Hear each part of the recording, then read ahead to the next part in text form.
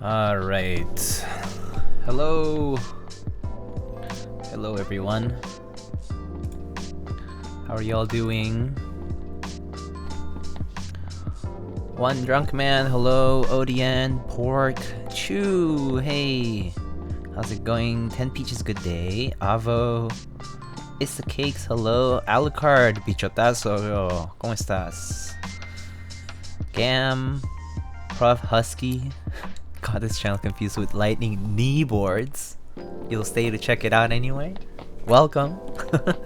Anyone have an opinion? OP Black switches? I started lubing mine, so I will soon have an opinion at some point. Headphones Pog, yeah. Kind of felt like wearing headphones today.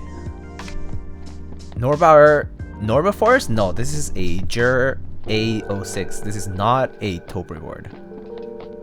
This is not a taupe board. What are those? Some Fostex? Yeah, these are Fostex TH X00s.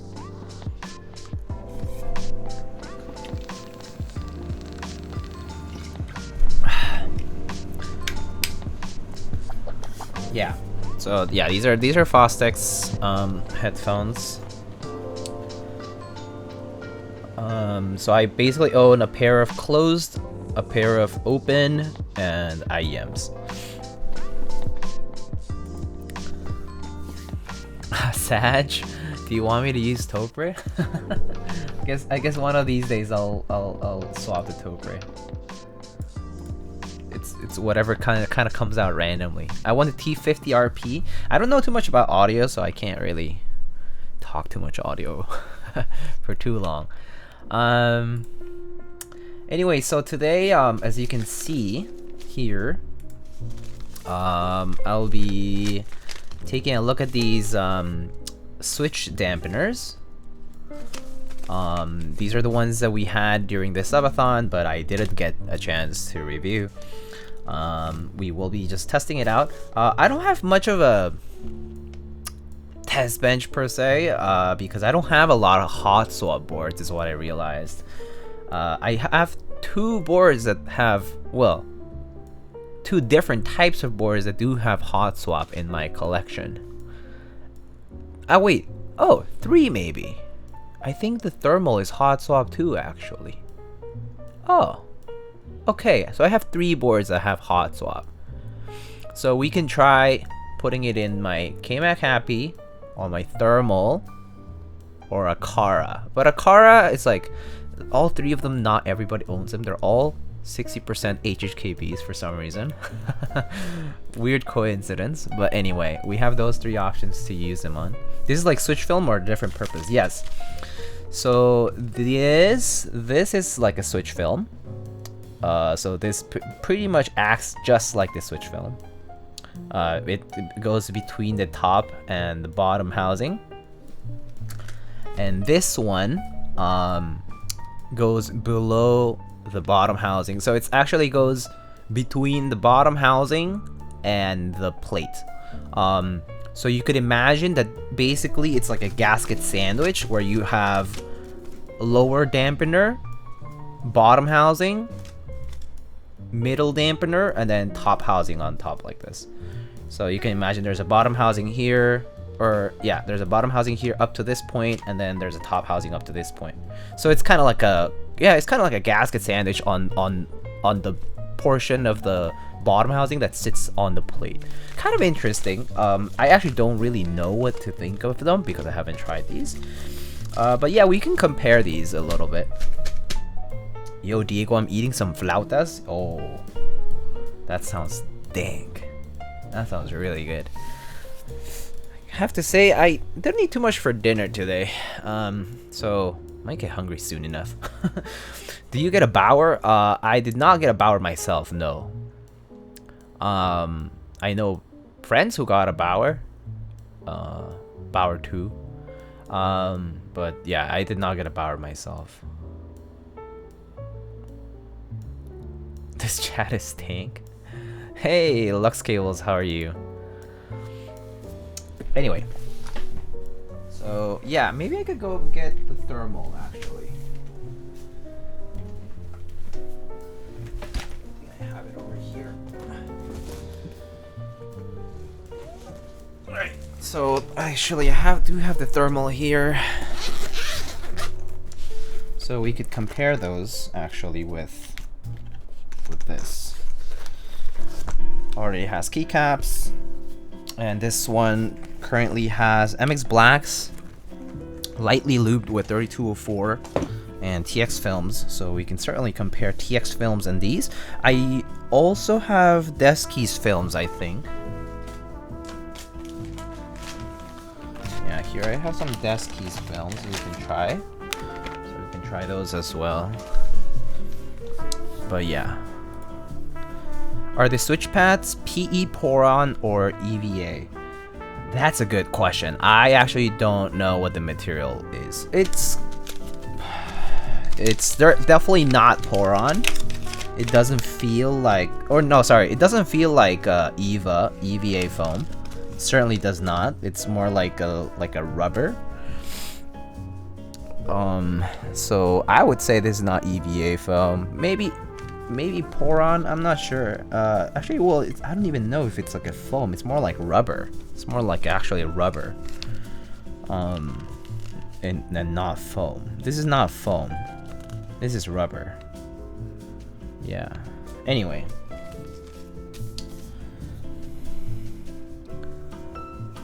Huh? What are these switch dampeners? That's a good question, Drew. I'm trying to figure it out today. Someone in Australia trying to trade a Bauer 2 with green Winky Frog? That's a odd... Wait, they're trading the Bauer for the Frog? Oh, that's not a bad deal. In my opinion, that's pretty good, because Frog is bound to release for as long as there's demand for it, even though the colors will be somewhat limited later on. But at least it means that you'll get a chance to try a Bauer, and you can always get another Frog in a different color, right? So yeah, it's, oh, actually no, yeah, you're right, it is like silicone. It probably is silicone. It's a silicone gasket most likely. Yes. I'm just gonna take a bunch of these keycaps here for now. Yeah, so these are hot, so I'm pretty sure. He's giving up the Bauer for a Frog? Yeah, no, that sounds like a great deal for whoever has the Frog, I think. Oh, yeah, that's right. My thermal was hot swap, and I totally forgot about that. So we do have some comparison bases here. So let's give this a try. Maybe let's start with the home row, and then we'll go different places. So maybe I'll do TX, Desky's, like so on and so forth. Maybe I'll just randomize it.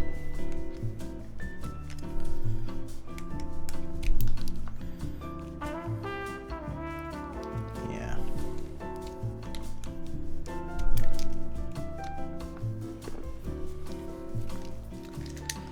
What's the top board? That's a Jur A06. Alright, so let's just use the middle ones first. I'm gonna replace one of these with this, and then I'm gonna replace one of these with a Desky film, and then we can try other things as well.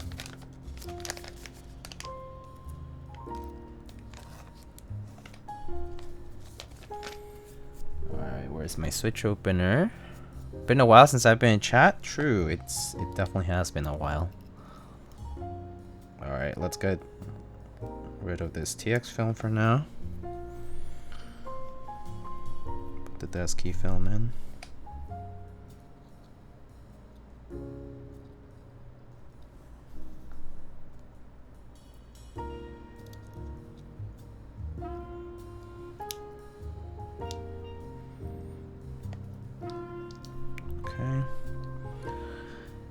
Hey Diego, I got myself a thermal after watching your build.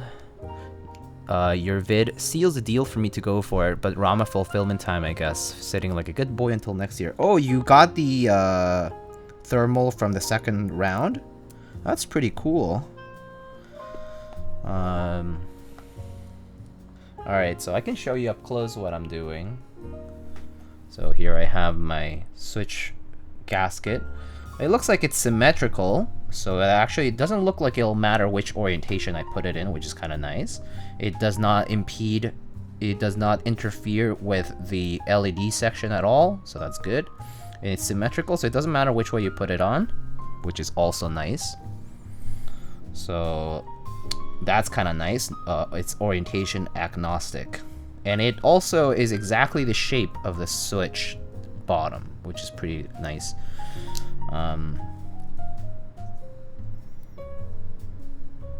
Okay, hold up though. Kind of a little, because it's like silicone, it kind of a little messy, or no, not messy, but like kind of gets stuck on something here. But it is orientation agnostic though. Okay, I think it's the clips from the removing of the switch. All right, there. All right, that's better. All right, cool.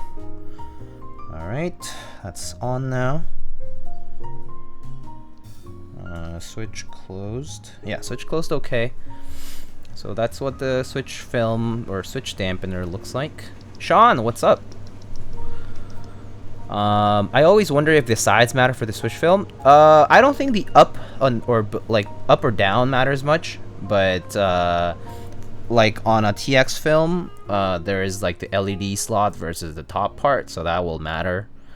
Same with the desk key film. So, but this one is orientation agnostic. So it literally is a switch film. Yes, it is a switch film, but made out of rubber.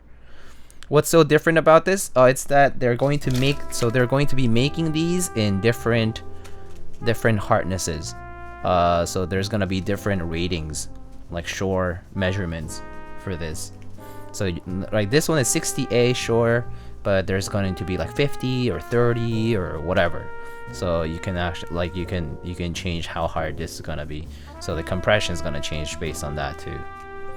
So it's pretty much like fine tuning, which in the end is definitely very extra. But some people like. Will you even feel it? That's the question for me too. I can't say. Okay, I'll be honest with you. Whether I'm using desk keys films or TX films, I actually don't care. As long as the wobble between the top and the bottom housing is gone, that's all I care about these days. But again, I mean, people come up with new things, so you know, worth a shot. I don't know if it's gonna help or not, but yeah. All right, and then so I'm gonna basically make it blind, so you actually don't know where things are.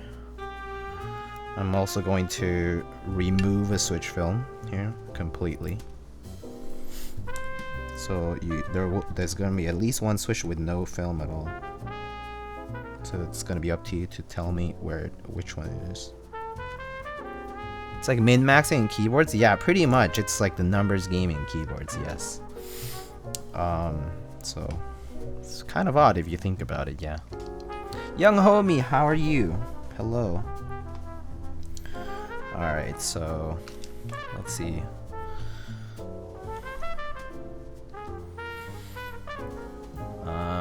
Okay, so I'll just do this.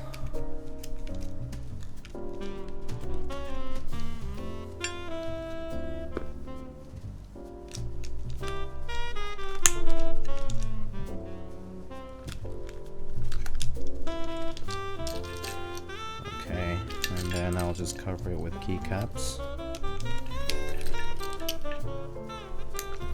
Sorry, they're not in the right order. Doesn't matter though. So move some of these.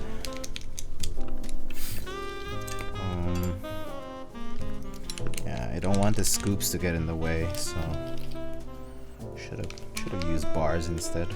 It's too late now. Alright, maybe I'll put all the other caps on because it kind of seems strange to have this as a big hole with a gap. So I actually kind of don't remember where things are anymore. I kind of put it blindly. So I know that it's these 4 keys over here. I'm going to show you in just a second. Alright. So these 4 keys, K, H, L, and D, are blindly with switch films or whatever, or without. So we will have to just kind of go with what sounds better to you, what sounds worse, that kind of stuff. It's entirely qualitative. There's no quantitative aspects about this, and you're just gonna have to tell me. What's the top board? The top board is a Jur A06 by Eve. It's this fixed cable board that has no plate, only a PCB. How consistent sounding is it thermal though? Good question. I would say it's like it's decently consistent. I would say like towards the edges it definitely has a bit of, you know, ringing and that kind of stuff, but it's actually with the little foam pieces that they sent out on the thermals, that kind of goes away completely, which is pretty nice. So it's pretty consistent otherwise. I mean, it's not like we're putting these on the modifiers anyway, so we're not even getting close to the edges at all. Switch locations definitely matters, yeah. But I would say towards the middle, it's pretty consistent. Yeah. But I mean, that said, can reorder a few times? Yeah, we can reorder a few times too.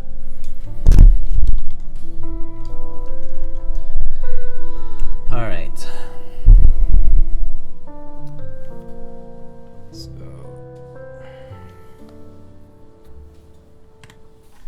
So let's see. Okay. So it's these 4 keys over here. Just as a sort of to answer the question that Drew had, this top row has everything else has MX blacks with TX films. So these are Tribosys 3204 lubed. So yeah, I guess consistency wise it'll probably vary.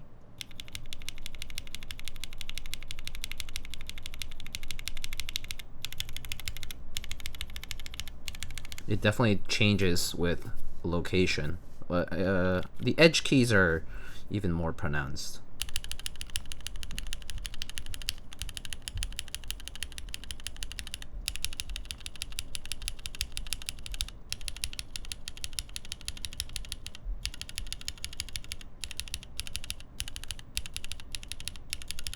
Right? Hard to say. So let's try these ones over here though. All right. So here goes the first one is here, the K.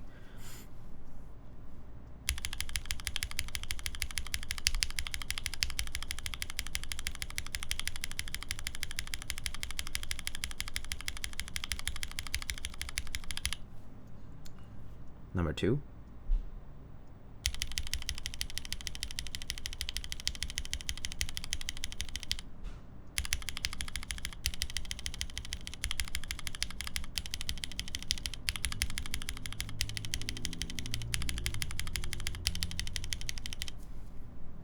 Number 3.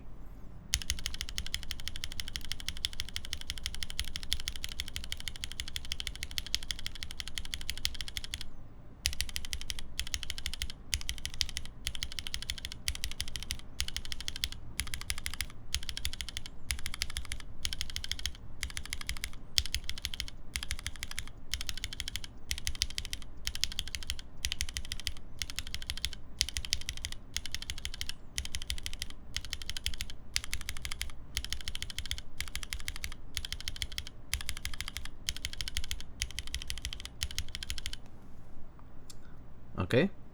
Number 4.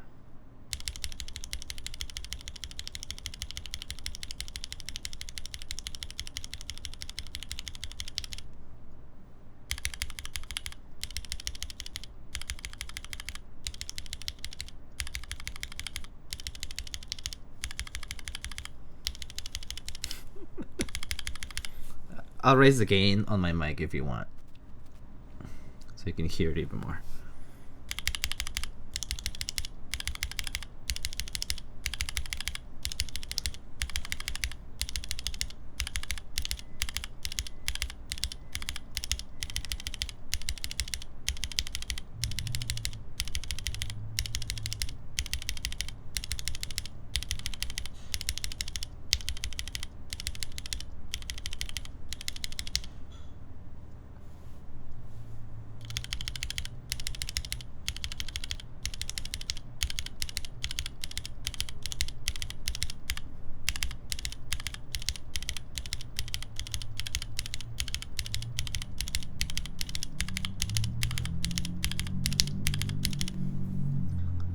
This is hard.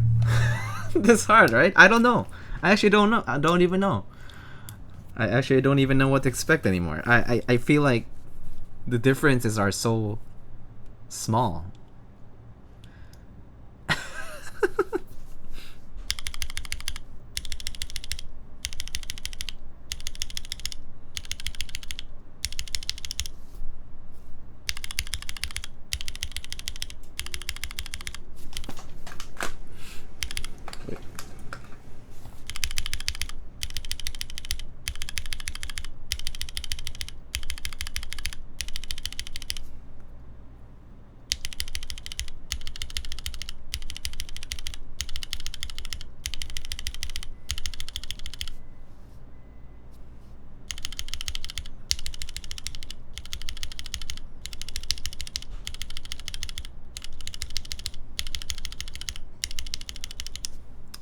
All right, that's all we have. In practice, you won't even know. Here comes the reveal. Letter K. What do you think it is? Is this the unfilmed KLC? All right. Letter K is indeed the KLC film. I think it's a holy clacker. Alright. Letter H. Looks like letter H is a TX film. TX film. And then letter L here is... That's desk keys, yeah. That has a desk keys. And then the last one is unfilmed. So it's unfilmed, desk keys, TX, KLC. Hard to say, right?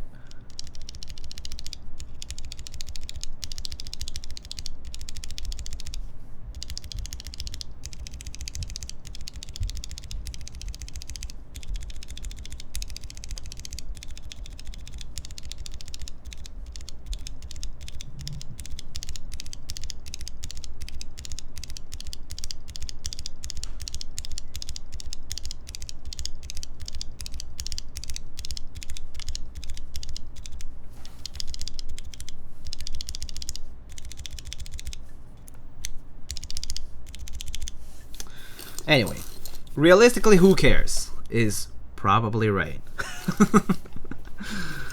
The difference between 2 and 3 is pretty small, which is why I use TX films and desk keys films. Pretty much whichever I have available to me is what I use. I'll know they're there.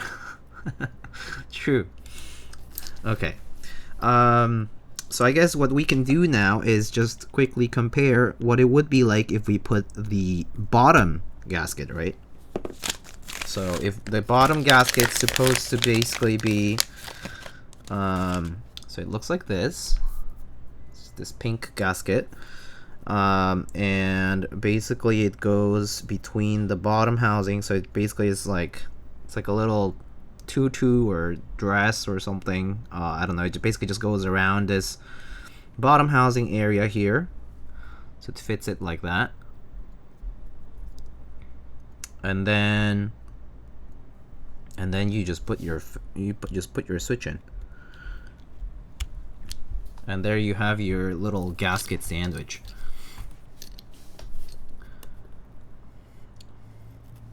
If so, can we hear them to see if the sound difference is due more to the location of the switch? Oh, like, do you want me to remove the... Are P and M key is the same switch? So the rest of the board has...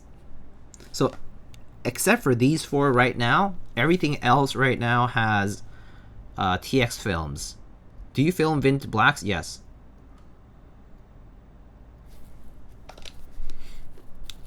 Take out the switches, shake them up, and put them in without a seam. Okay. So all these four. Okay. I can do that. What kind of paint is on your walls?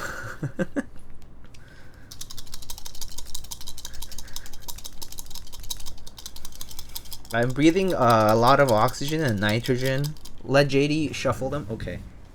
All right, JD.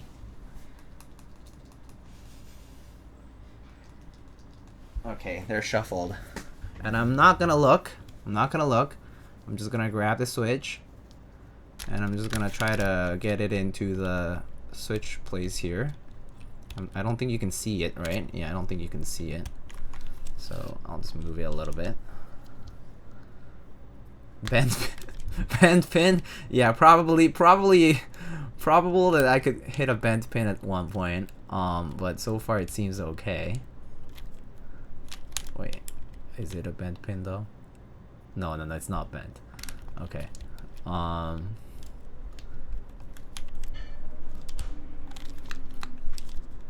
Okay, did that go in? Okay.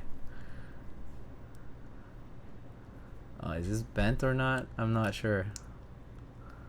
Man, this is hard. I don't know. I'll just pretend it's okay. Bent pin will affect the sound too. Frick. I don't know. Is this bent? Wait, no. This is the 5-pin like thingy. Okay. Oh, here's the pin.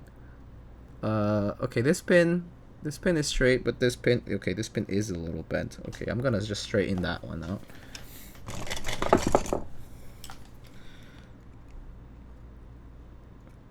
It's always the flat ones that are that have issues. Alright, there. Alright.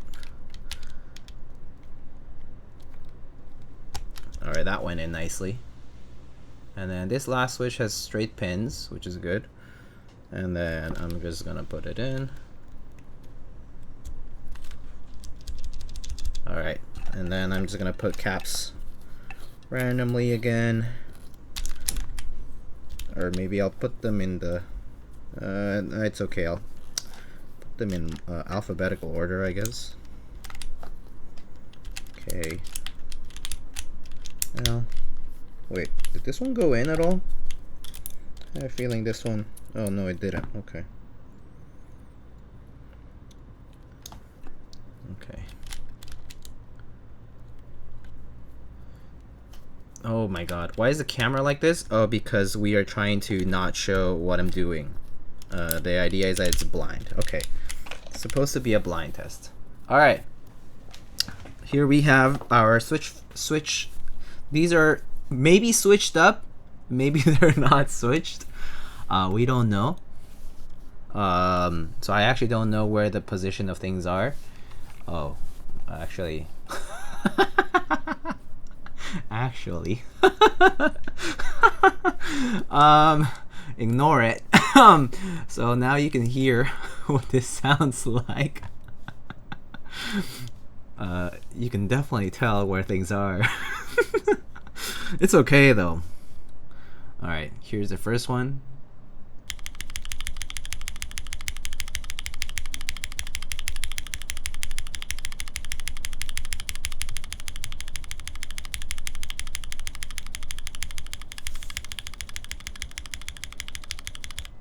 Second one.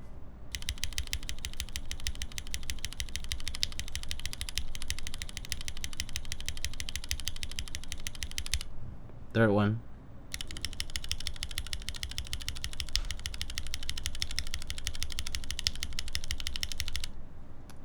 Fourth one.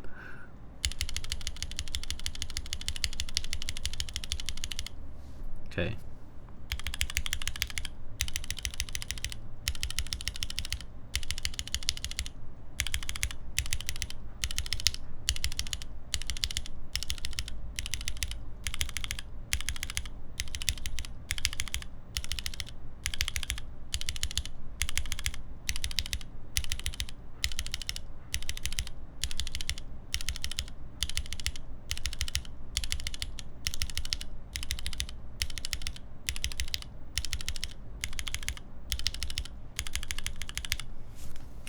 Is it in the same exact positions? I actually don't know.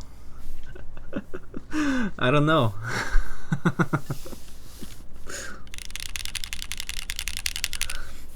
I swear I just try to do it randomly. Try hitting it off axis, like a normal strike angle. Okay, so like...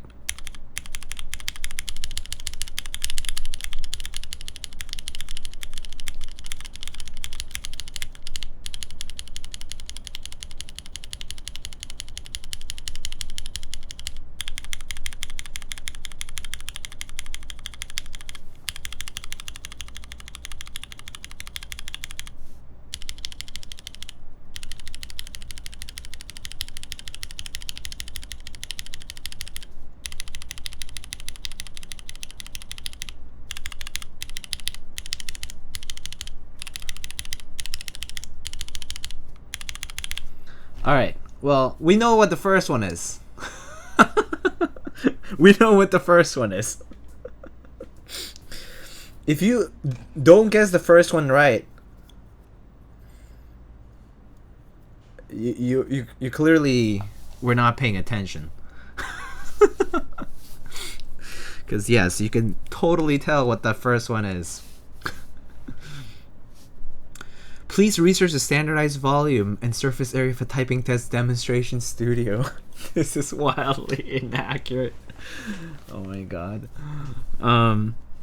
Yeah. So obviously the first one is the KLC double gasket switch. The second one is... Indeed, it is the TX film, once again. I don't know how they ended up in the same place, but let's try the third one. Third one looks... Wait, I can't tell. These films are black, and it's a little hard to tell. Oh. Third one is unfilmed, and then fourth one is Deskies. So...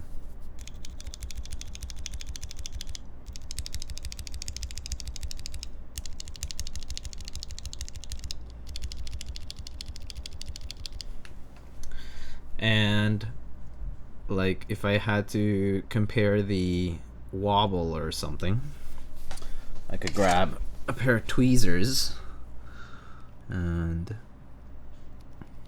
oh god, okay, tiny bit of wobble, but I'm shaking pretty hard, quite a lot of wobble. Wait, I'm trying to hold the switch in place. And then, so honestly, these are all pretty similar wobbly wise, but you can tell the third one with the no film is significantly different. Yeah, but I mean, it's honestly a small difference. Yeah.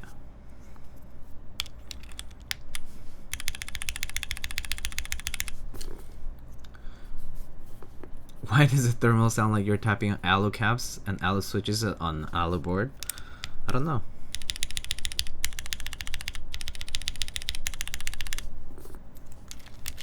I can switch up the places again. But this time I can maybe do it not blind. So if you want, I can switch this guy up here.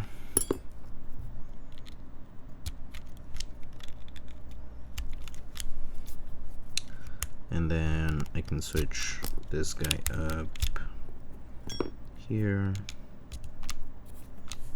Oh, it's gone low.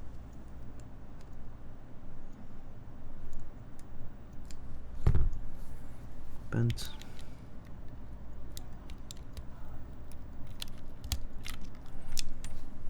Okay.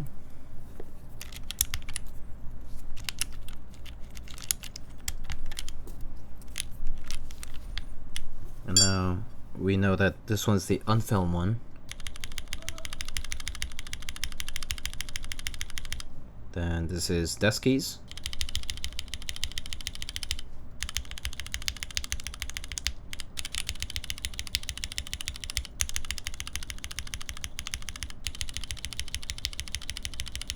And then this is KLC.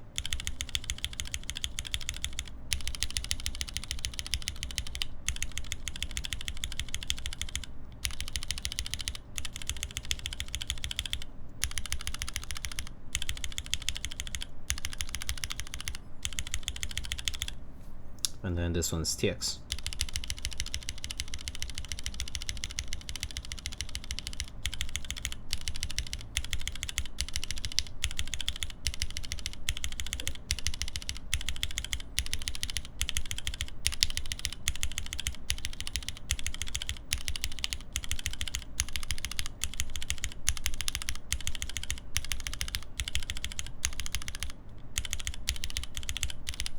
So actually the desk keys sounds really similar to the KLC one for me. And I think the desk keys films are a little harder to put on compared to TX films, but they definitely are, these are like foam, and I definitely feel like desk keys films kind of mute the sound a little more. Can you hear the sound with the headphones on? Yeah, I'm monitoring the audio right now, so I'm hearing it through the mic. I'm doing that on purpose. So yes, I can hear my own voice right now. Slightly delayed, but I can hear it.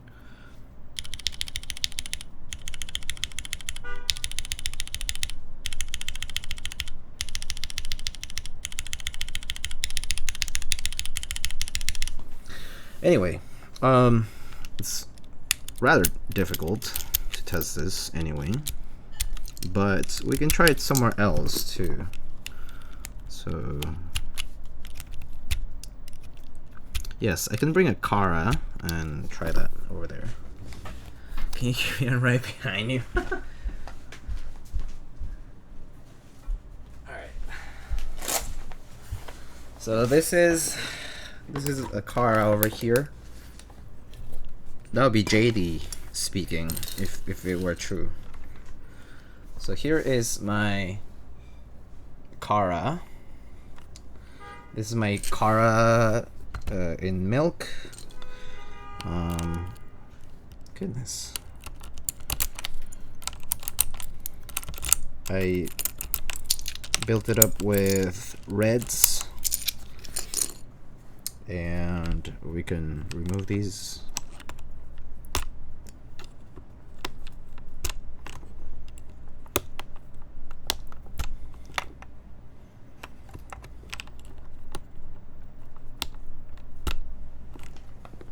Okay.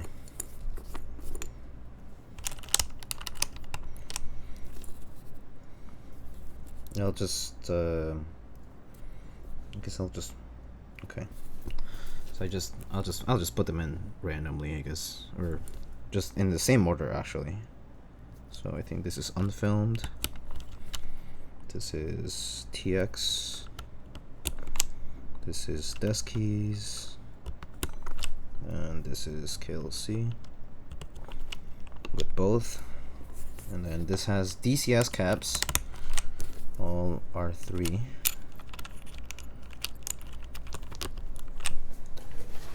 Alright. So, oh, sorry. No, these are snags. You're right. You're right. These are snags. My bad. These are snags, yeah. Not reds. So yeah, here's unfilmed.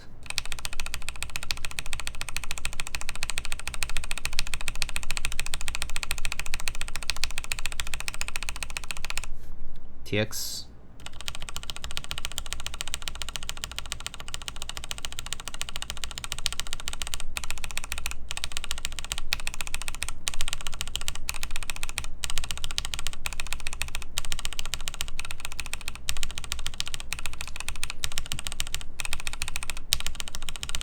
Desk keys.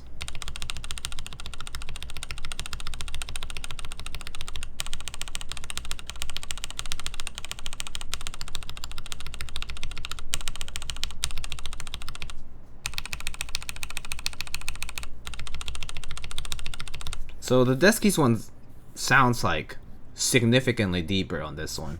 What are you smiling about? About the mod pipe comment that you just made.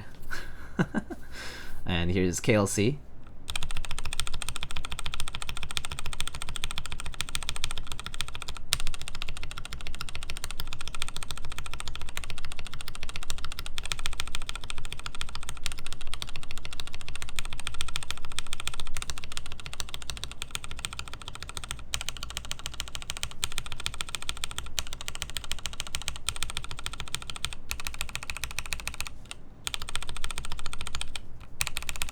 Now swap those two to the other side. Sure. So swap which ones? Which one do you want me to put where? I can swap them. But so the desk keys and the KLC ones sound a little deeper for sure. But desk keys and KLC on the other side? Okay. So like this, right? So here's TX, unfilmed, then KLC, and desk keys on the left. There we go.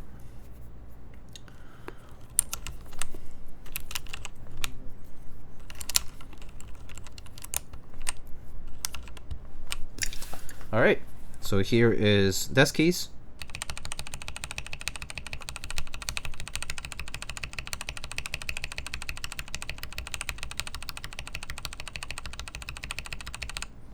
KLC.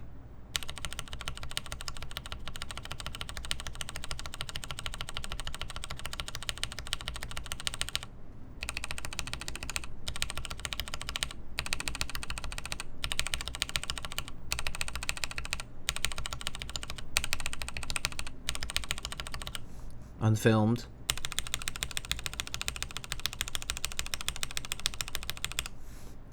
TX.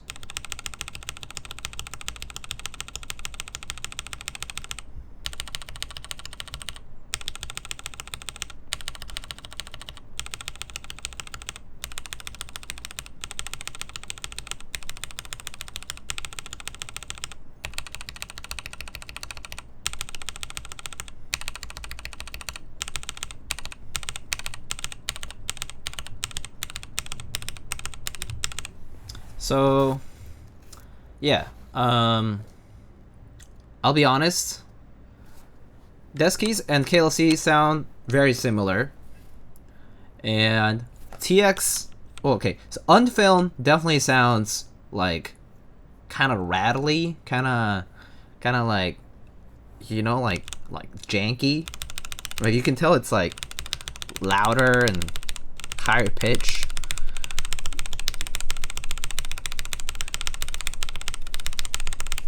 But yeah, honestly, I would say if you're gonna use desk keys or KLC, I think either is fine. I'm sure that they'll have different ratings for these, but I personally think that the KLC one has a very similar effect to desk keys films. TX films, but desk keys are definitely different. I would say that if you want something that's a little bit more muted and something that's significantly more dampened, go for desk keys, but otherwise use TX films, right? If you're okay with using, you know, TX films. Yeah, so I personally use TX a lot, desk keys a lot. I feel like if I had the KLC ones around, I would just I would use them too, because they have a pretty similar effect to the desk keys ones. So that's what I would think. At least for the Desky's films, I mean, no, for the KLC films, I think applying them is actually not very hard to use them. So, and yeah, the key set on this board is DCS Red Alert.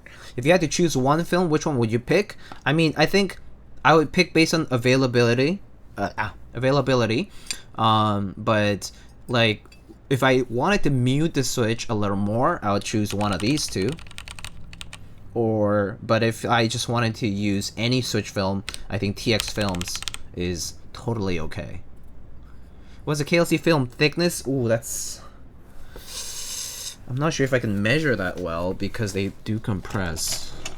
I actually don't think I don't even think my calipers can measure this accurately. Because honestly, they're super thin. Like, aren't TX films like 0.15? Yeah, this is like extremely thin, and so I can't be too sure.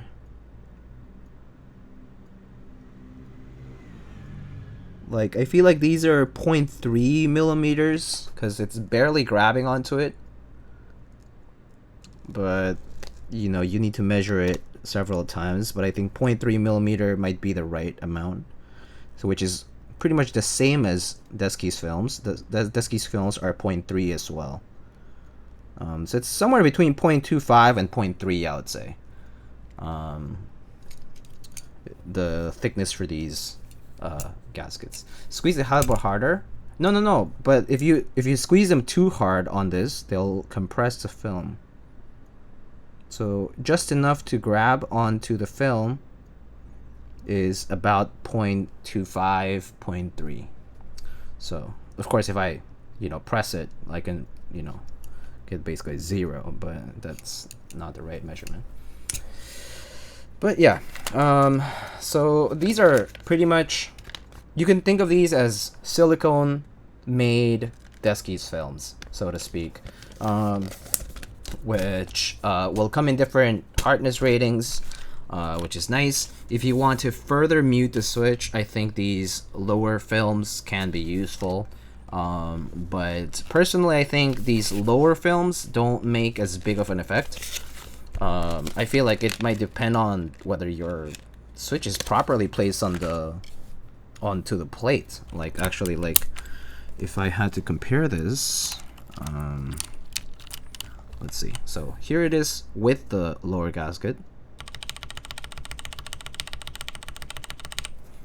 And then, well, I should probably just take out this switch and put one in.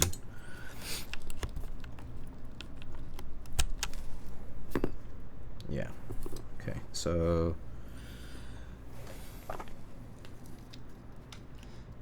TLDR just use Desky's and TX.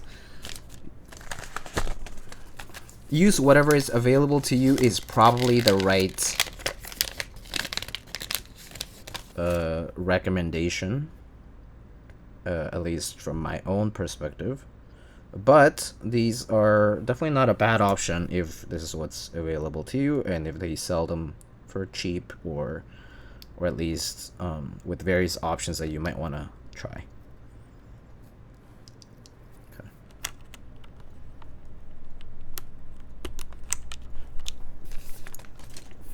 So this is KLC middle only.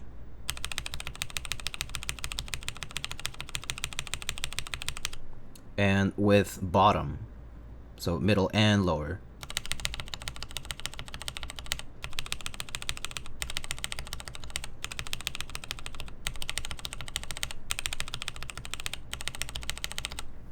And then, so this is TX.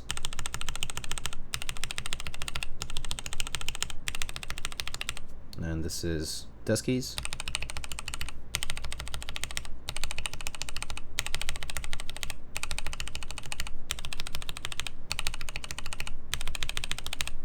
So it's not a big difference, but I can swap them too, and I'm sure it'll be very similar.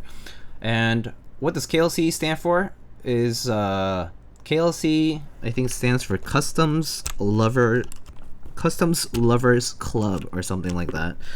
It's basically people who love customs, like Korean customs, I assume.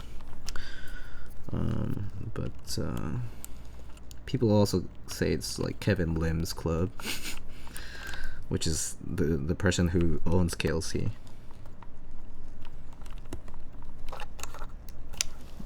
Is this going in?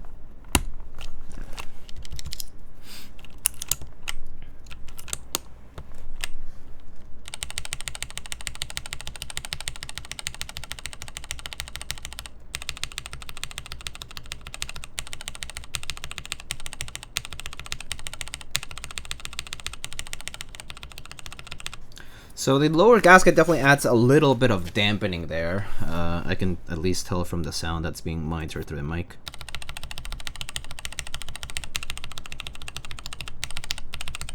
But the difference is really small.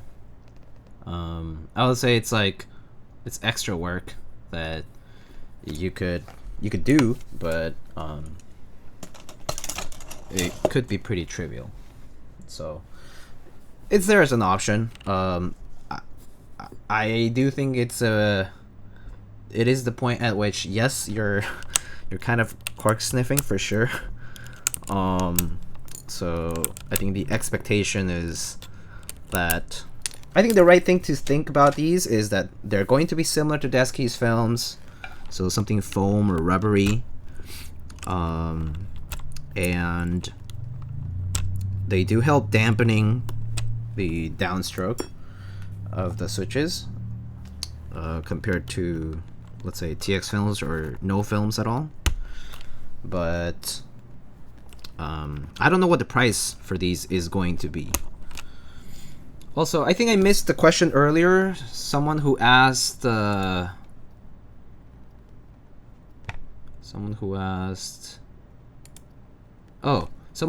the Monte Bianco, right?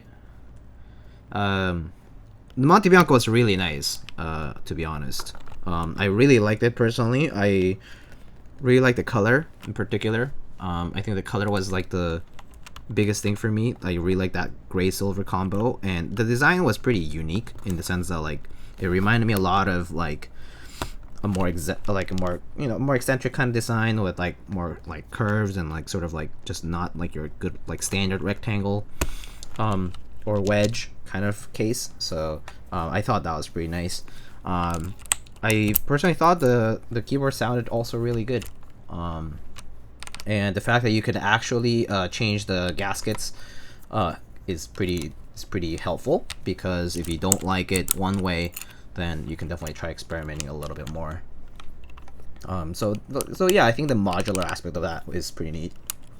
Like as opposed to, let's say, like some other gasket mounted boards and stuff, they'll have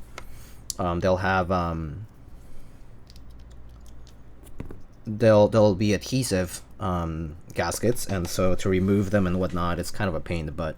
Whereas on the Monte Bianco, at least, you can just remove them freely and replace them whenever you want. So that I thought that was kind of nice about them. But yeah, so I personally thought it was a fun board, personally. But yeah. This guy typing emotes that don't exist? Oh, it's 7TV, Solji. It's because you can see it in chat actually over here. So there's a new extension called 7TV, which you can download and use. Durock can probably give you the link for it if you wouldn't mind.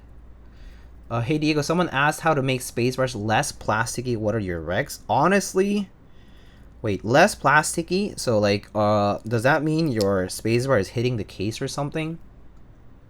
How new is this? It's pretty new. It's pretty new. It's very recent.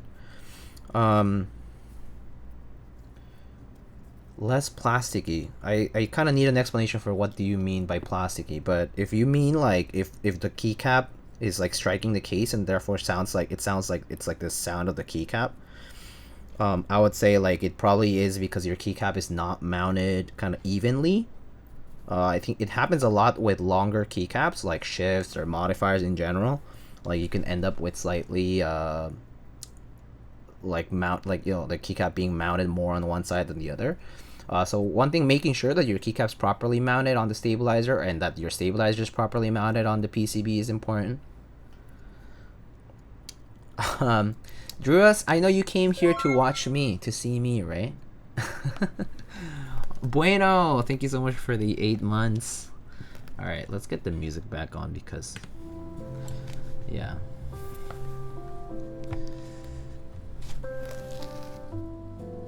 So, but yeah, so that's kind of like what, and then obviously like doing a proper lube, like doing a proper lubing of your stabilizers is pretty important. Like it definitely is gonna affect the sound. But I think for the plasticky sound that's being mentioned, it kind of does seem like it's something about mounting the keycap rather than or like the stabilizer not being mounted properly onto the PCB that's causing like a little bit of imbalance and causing like that weird sound.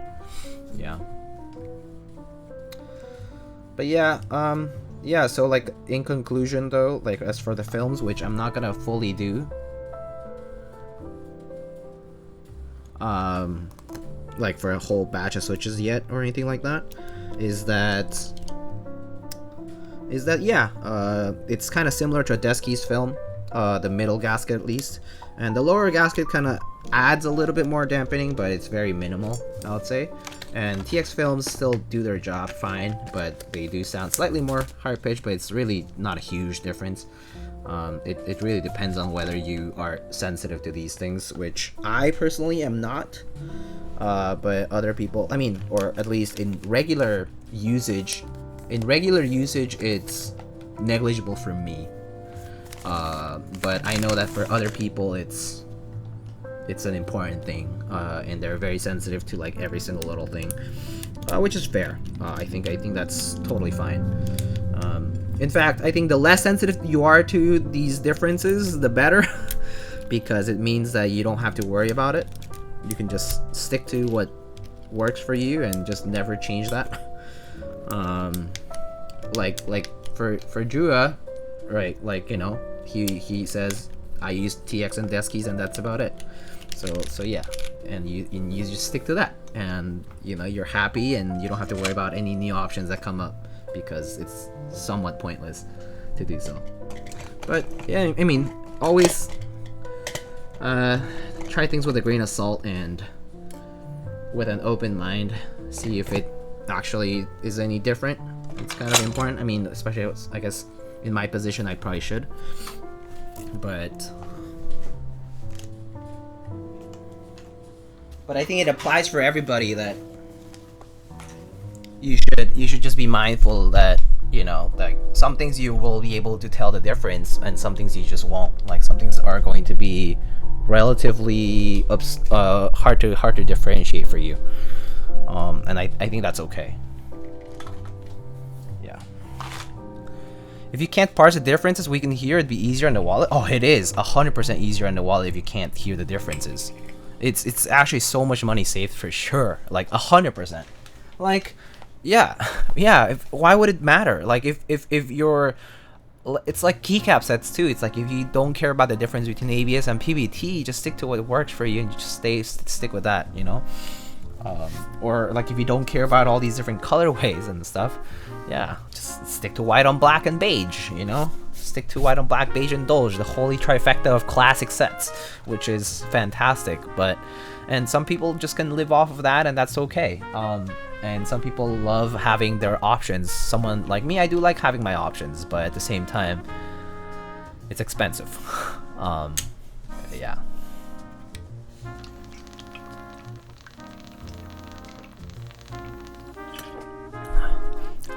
One hour in, no mention of the Equinox XL. The Equinox XL is doing well back there. Thank you very much. Also, Courtney, hello. Just don't film switches. I mean, you could actually live off not filming switches and not caring. I actually know people who are like barely any lube, no switch films. They don't care. They just kind of go with whatever they have. and they're actually fine and happy with their boards like that, and I think that's fine. If they're happy with it, then perfect. Perfect. Simon doesn't film his switches. Yeah, so it's fine if you're happy with it. Alright, so we can go on to the build. Hey, look, Drew, this could have been a longer segment, but 1 hour to quickly overview these dampeners wasn't too bad. It's not as bad. It could have been longer. Okay, if you sent these to Nathan, how long would he have streamed? Talking about it. See?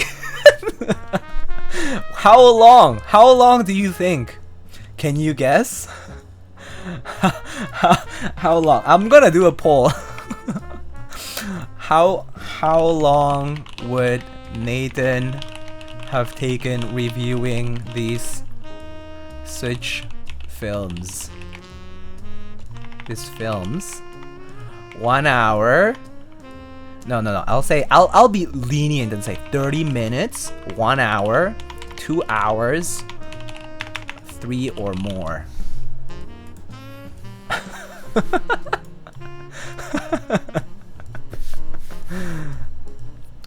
3 or more right away.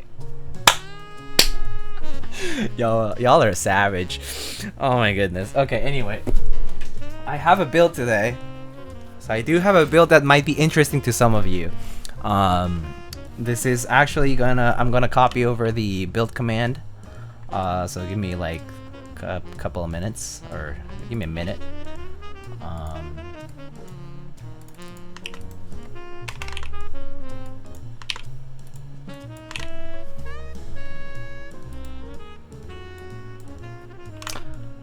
And let me update the 17-to-1 ratio for the votes. Oh my god, y'all don't really trust Nathan much on this, or actually y'all really know him well, I suppose. All right, so the build for today is actually going to be a Eve Moon TKL. It's gonna be a Moon V1 TKL. So we actually do have some contents for tonight. So we have it's not an Equinox XL. It is not. We have a Moon V1 TKL, and I'm actually going to be building it with Gateron Cap V2 switches, but these are the milky browns.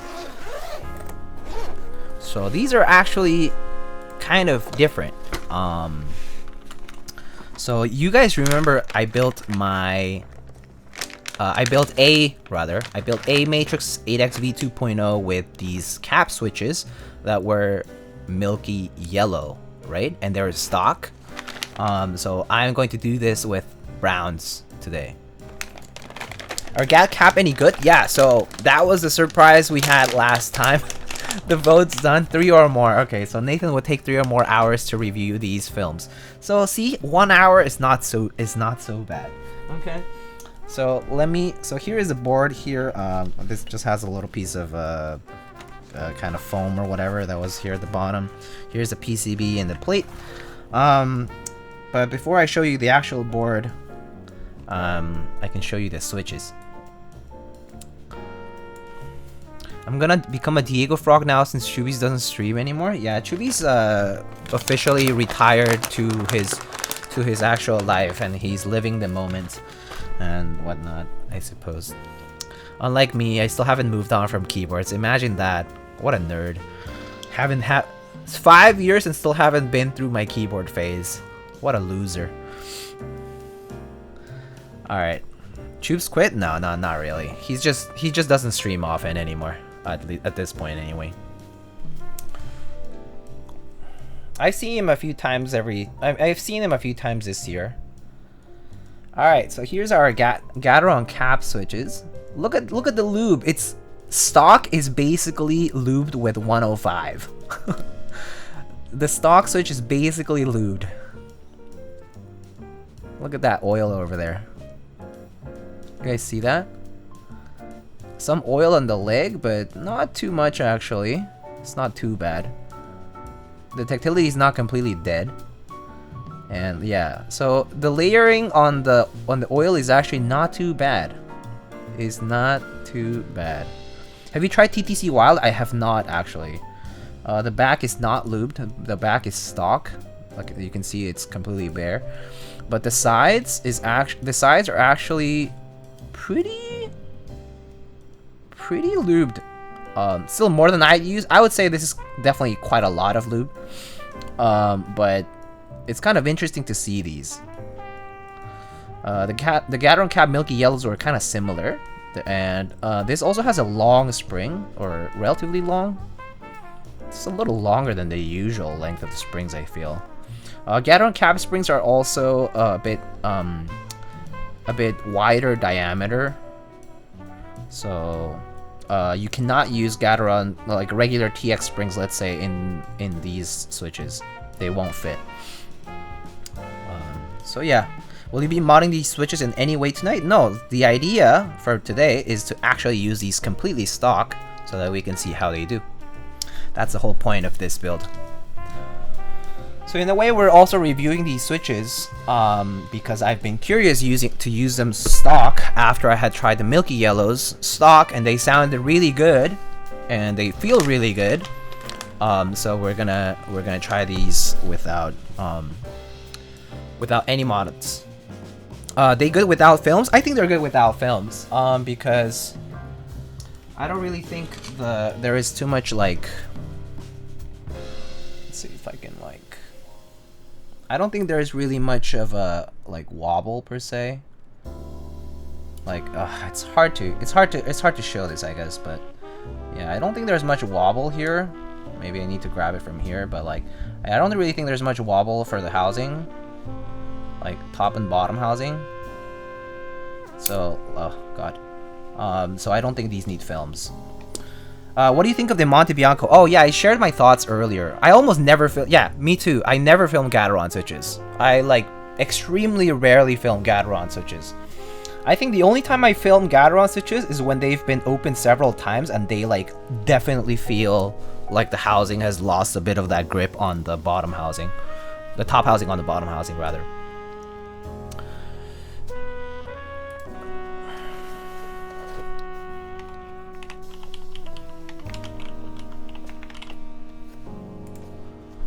Yeah. Don't you film GAT black inks? Yeah, so black ink, so ink switches are actually different from regular Gateron switches. Oddly enough, regular Gateron switches, like the clear housing ones, like the clear top ones, or the milky housing ones, they seem to have better performance as far as top bottom housing wobble goes. For some reason, ink switches tend to do worse in that department. Yeah. But yeah, Prof. Hosky, I shared my thoughts about the Monte Bianco earlier. I was saying that I like the board a lot. First of all, I like the colorway a lot. The one I got, gray silver, was great. It's like a really nice two-tone. Second, I was saying that the modular aspect of the gaskets, that you can switch between soft and harder gaskets, is really nice because it means you can tune it to whatever your preference is. Like whether it's, you can even like kind of alternate if you want it. I don't know, I haven't tried it. I had to send it back, but I personally liked it a lot. It sounded pretty good after, especially like, so the first set of gaskets, the default ones that I used, it was like softer gaskets. I didn't like it. Like the sound was kind of pingy and like it was a little odd. But then I switched it over to slightly harder gaskets that were given to me like in the package, and it was much better. So I liked it after that a lot. So it's like one of those boards that I would have bought if I had like, you know, enough money for it or whatever it is. Anyway, so here's the Moon TKL. Here are the parts. I need to get a set of stabs.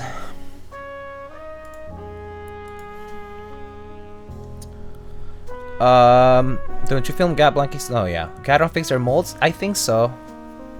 I think Gateron has had better molds as of late compared to like before. I think they used to be way worse before. But yeah, I don't really film Gateron switches these days. So today we have a Heine Bush. I think this is a thin PCB. So we have a Heine Bush thin 1.2 millimeter PCB today, and here is our Moon aluminum plate.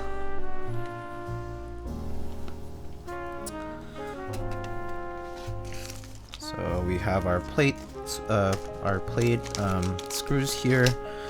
And the colorway for the Moon today is, so the inside actually had a Dynamat on it. Someone stuck Dynamat before, and so the removal of the Dynamat was kind of rough, and so there's still some marks from it, but it's probably cleanable, but I don't care, it's because it's on the inside. But this is a Moon TKL V1 in gray and black. Yeah, it's very gorgeous gray on the top, and nice bottom that's black. Ink black bottom with a brass weight and a brass back piece. Perfect build for a nice kind of monochrome sort of build. Very, very nice. And absolutely love the curves on the Moon TKL. What a gorgeous board. Really, really like this side profile. So actually, when I actually purchased the Moon V1 TKL on the group buy, not this one, a different one. It was a carbon themed one a long time ago, and that was one of the keyboards that I had to sell out of need. Something came up and I just had to sell it, and I was really bummed about selling that one. I really missed it. It sounded great, it felt really great, and yeah, it's nice to see one here again on the desk. But yeah. Anyway, I like this colorway better too anyhow. So it goes with a lot more things, I would say. So I'm pretty happy about that. Alright. So I'm going to test the PCB real quick, just because this does use a daughter board that's kind of like it's wires soldered directly onto the PCB. So it does require its own daughter board. It uses basically like its own version for it. So you need to keep that daughter board around. And so yeah. So we're gonna just make sure to test this before we start. I tested it before, but yeah, just to make sure. There we go. It lights up nicely, which is great. So it uses a Heine Bush. It's used a Heine Bush H87A. It's compatible with it. And yeah. So here it's gonna. Oh wait, does it show up on VIA though? Oh, I'm not sure if I flashed this with VIA yet. So let me just flash it with VIA, and we should be good to go.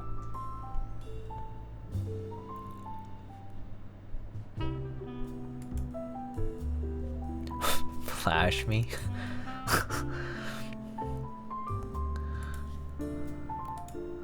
Alright, let's see. Where is Heine Bush H87A via hex file? Okay. There is, I don't think there's a reset. Oh, there's a reset pin here. So let's short those.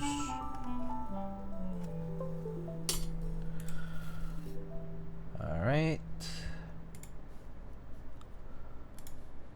Flash. Would you guys film Gateron KS3 full nylon? I would not. I don't think so. Alright, it shows up on VIA right here. Ollie, thanks for hosting the stream. Alright, shows up. I think I have a layout saved somewhere. There. Okay, that's perfect. Prof Husky, thank you so much for the Prime sub. Okay, also we don't need lighting because what the heck happened here? The lighting tab bugged out. Weird. Okay, I'm gonna close it and open it back up.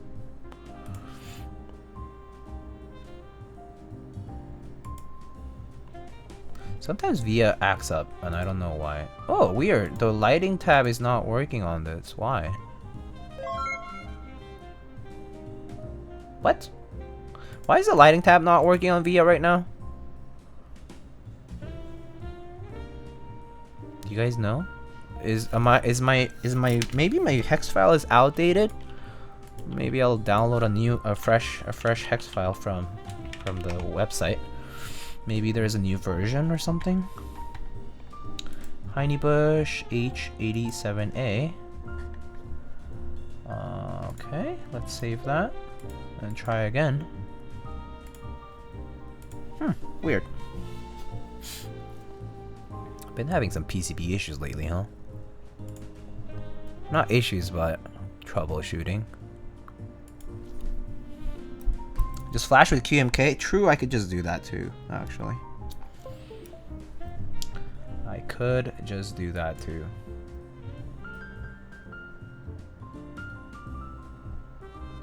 Alright, reflashed it, and let's check VIA again. Lighting. Okay, oh, perfect. It works now. Okay, so maybe it was just outdated. The hex file might have been outdated. Alright, cool. Let's load my layout. Let's go to key tester, test matrix, just really quick, just a few keys is fine. Layouts, we're gonna do win keyless bottom row, of course. So 7U win keyless. Alright, awesome.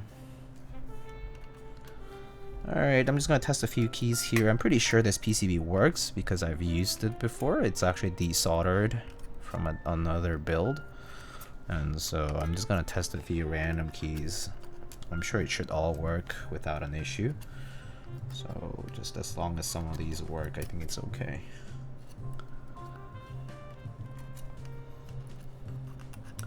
Alright, I think that's fine for now. I don't think I need to test everything. I don't think I've killed any pads or anything like that, so I'm just gonna go with it.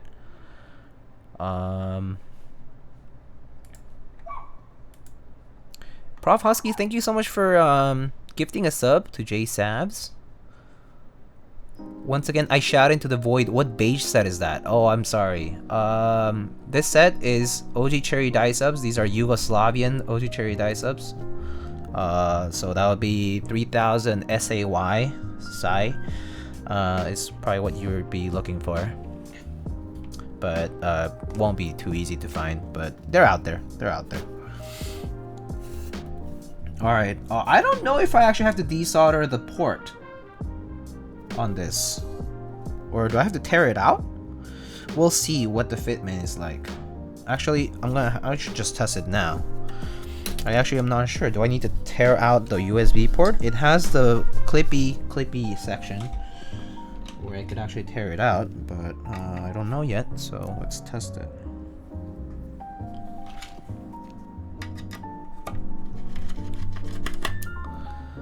Also, oh, never mind.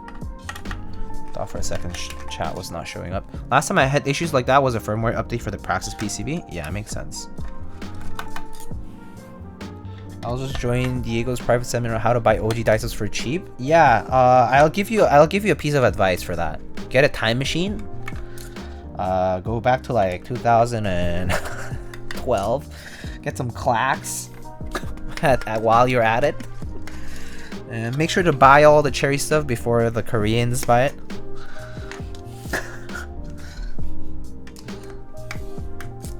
And I'm sure you'll do fine.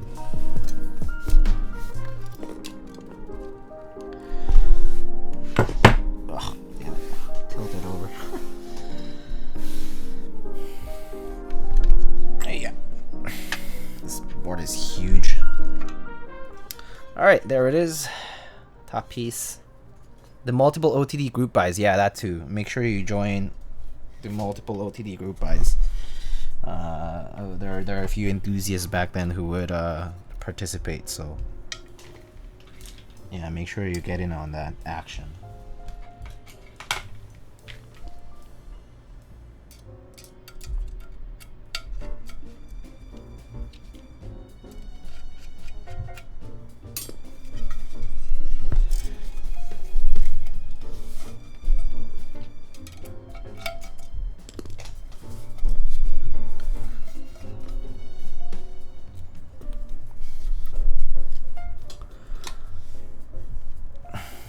The feeling when someone invents time travel for keyboards? Yeah, right? Just imagine. Alright, so I know that this should go this way. And it should work, but okay, so I mean, all I need to really know here is whether this is gonna fit together nicely. So I do need to test fitment first.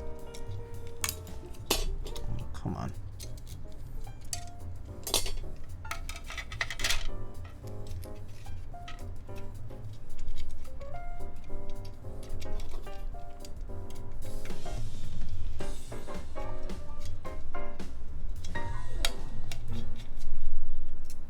Alright, so I just want to know if this is gonna have any issues with this thing. So let's see.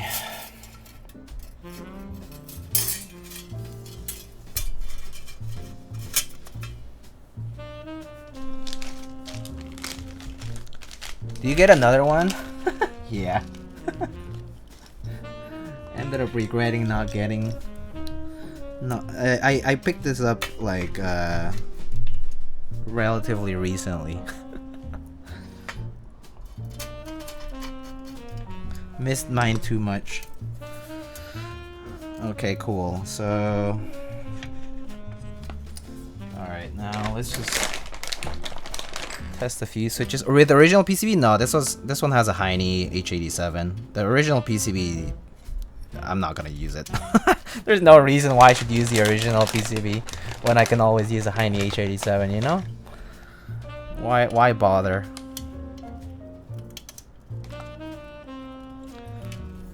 Alright, so...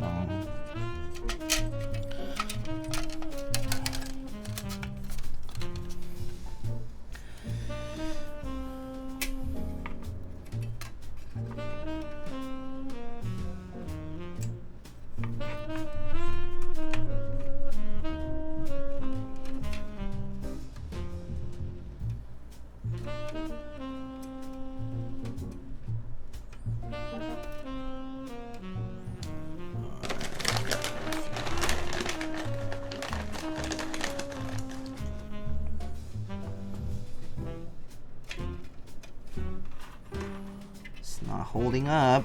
It's not holding up.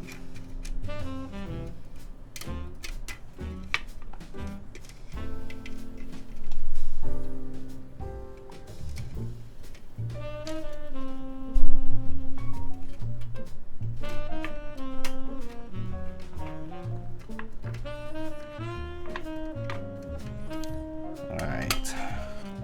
All I need to know is whether this case would close even with the port on. And it certainly would. Excellent. Excellent. I don't need to desolder the port. I do not need to desolder the port. Yep, perfect. I don't need to desolder that port. Alright. Perfect, perfect, perfect. Alright, so I can just remove this now.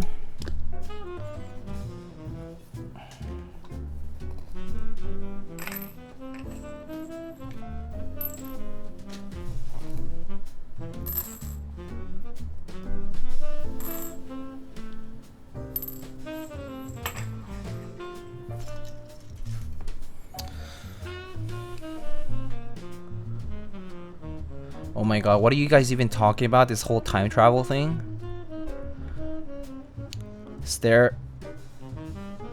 We're getting OTDs. I'm back better than ever. By the way, I am Ollie. Oh, Spooderman. Wait, you're Ollie? You changed your name just now?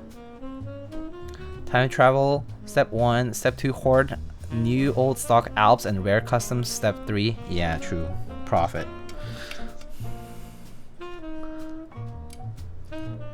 Oh, I guess step 4 is profit.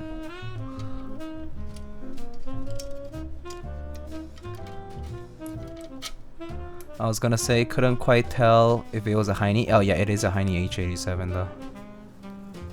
Okay, just catching up with chat. Travel forward in time and realize Yellowstone erupted, killing everyone in the northwestern hemisphere. Oh dear. Oh dear lord. That sounds awful, but it definitely sounds like a possible thing. TBH.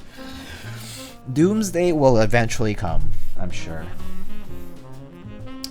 I'm sure we're doomed in some form. Like, I doubt there's enough human beings in this world who will save the planet.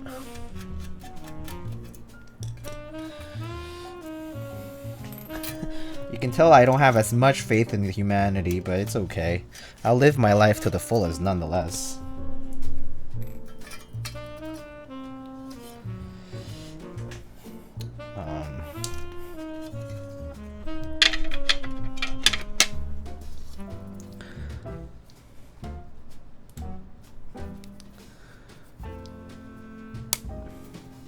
The sun turning into a dead star? Okay, that's not happening within our lifetime anyway.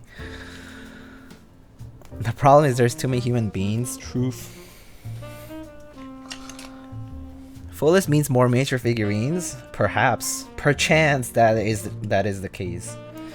Does that mean more miniature figurines for you, Jeff Leopard? Is that living life to the fullest?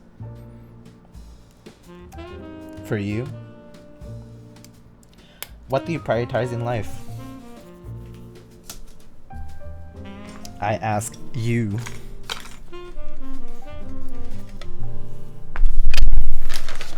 Alright, we're an hour and a half in and we're finally starting stabs, which is not as bad. I'm still halfway through the Nathan timer, so it's not too bad.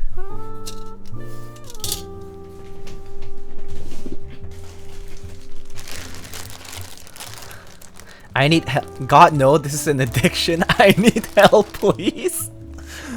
Oh boy. Oh goodness. I can tell you that I've definitely slowed down quite a lot. Yeah.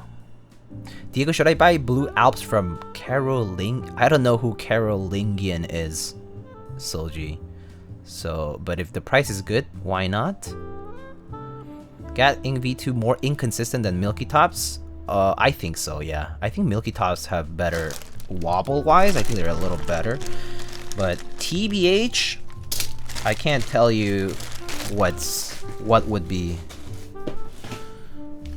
Like, I feel like Gat Ings are great switches though for linears, so they're probably smoother, yeah.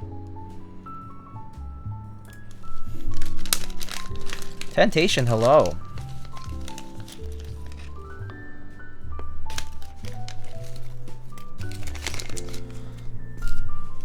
But yeah, we're doing well here today. I'll just use this piece of foam as a holder. Alrighty. I'm more picky, TBH. Pickier means I like more expensive things though, so it's a wash. Oh, okay, that is true. I mean, but more expensive things does not mean I'm actually spending that much money for the more expensive things, you know, Jeff Leopard. Like, it's just like, I like the expensive things, but it doesn't mean I'm actually spending money for them, because nowadays expensive is like a whole different ballpark, dude. Nowadays expensive is like crazy. Like before, like, you know, people would say like, oh, like a few $100s or whatever, right? But now it's like, oh yeah, selling XYZ keycaps, and some people are like, and you're like, hey, I really like that keycap you have right there. How much for it? 2.5K.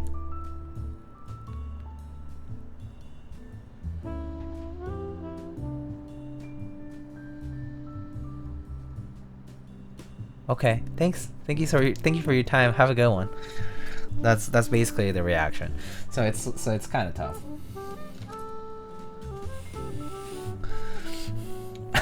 Like, I don't know what people are fucking smoking these days, but like, no, like that's not happening. Do you have any Matrix boards? I have an 8XV 2.0 additional, which we built with the cap yellows.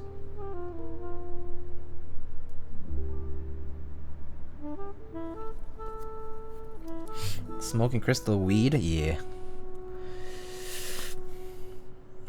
It's just crazy. Anno? Silver Anno.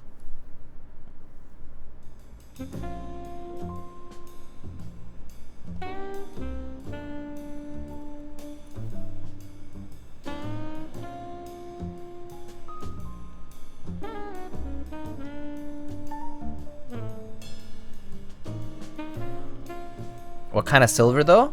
Like the bright kind. As bright as my mind can be. Which is not often very bright, but it is bright sometimes. That counts, right?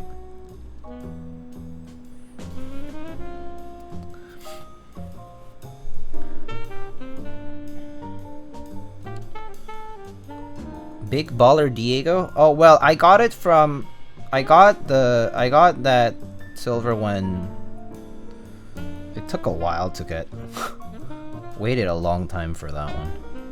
Apparently silver was like the last of the batch. It was like that whole last batch gang thing. How are you feeling? I'm feeling okay. Oh, a little dreadful. Well actually no. I guess kind of excited and kind of not excited at the same time. Oh! I'm excited about two things. First thing I'm excited about is that I'm going to be watching Shang-Chi at some point this month. But at least it's a thing that's gonna happen, so I'm excited about it. I'm itching to watch that movie. Like literally everywhere I turn on my social media, everyone's posting about it, and I'm so mad that I haven't watched it yet, but I eventually will. But the number two more exciting thing is that I actually got tickets for the Final Fantasy VII Remake Orchestra by the with Arnie Roth directing in January of 2022. They're visiting New York, and so I'm going to be going to Carnegie Hall for the Final Fantasy VII Remake concert. So I booked those tickets today. I'm very excited about it. Very, very excited. Got some good tickets in a good place, like in a good location as far as the venue. So I'm pretty excited about that. I love orchestra. Like I love orchestral music. I love like arranged music for games and stuff, especially like symphonic stuff is like my jam. Like I would love to see more like that. I've seen like Symphony of the Goddesses for the Zelda stuff. I didn't see Distant Worlds, but I saw the piano and violin concert, which did have like Nobuo Uematsu in the among the visitors, which was awesome. Aerith's theme is so good. I want the limited edition or with that. Oh, I see. Yeah, yeah, Distant Worlds is great. I haven't seen like the actual Distant Worlds tour. You're a Final Fantasy fan? Do you like the new ones? I like Final Fantasy, but I have not played any of the new ones. So I played 1, 2, 4, 7, 8, 10. No wait, 7, 9, 10, 8 I didn't finish. Then X2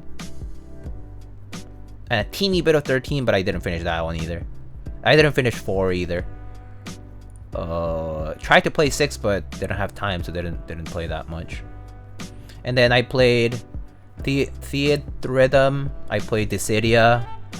I played Crisis Core, right? Yeah. So I like Final Fantasy. Yes, I like Final Fantasy. Tactics, yeah, of course. I played Tactics. What else is there? Crystal Chronicles, right? Yeah, Tactics is great. Tactics I played it so long. Like Tactics when I played, I was like middle school, not even elementary school. So like when I was like 12, I don't even remember when I played it. It was a long time ago though. Tactics Advance was great though. I loved playing Tactics. That was a fun game for sure.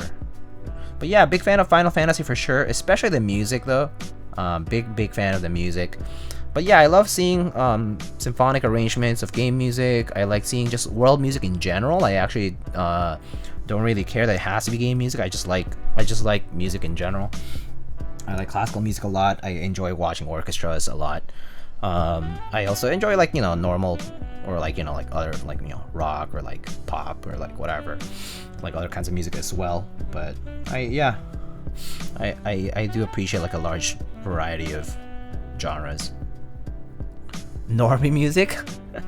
It's not really normie, but it's definitely stuff that's popular. I guess I don't follow pop as much, like pop per se. Like I haven't really seen like a lot of very, very popular like pop artists.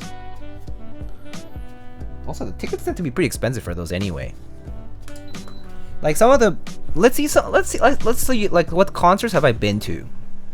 I've seen Kendrick Lamar. I've seen The Whitest Boy Alive. I've seen Phoenix. I've seen was it Chromeo? I've seen Daft Punk. I've seen Slash from Guns N' Roses. I've seen Metallica a couple of times. I've seen Iron Maiden. I've seen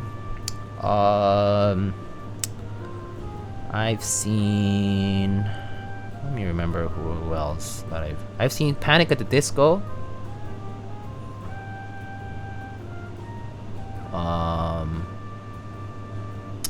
I've seen, well, I've gone to festivals. I've gone to like EDC before. So I've seen, like, I saw Avicii before he retired and passed away and whatnot. I've seen Swedish House Mafia back in the day. Tiesto. David Guetta. Armin van Buuren.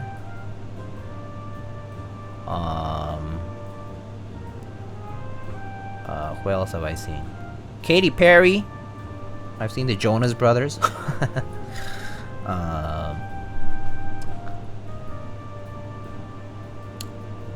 Florence and the Machine.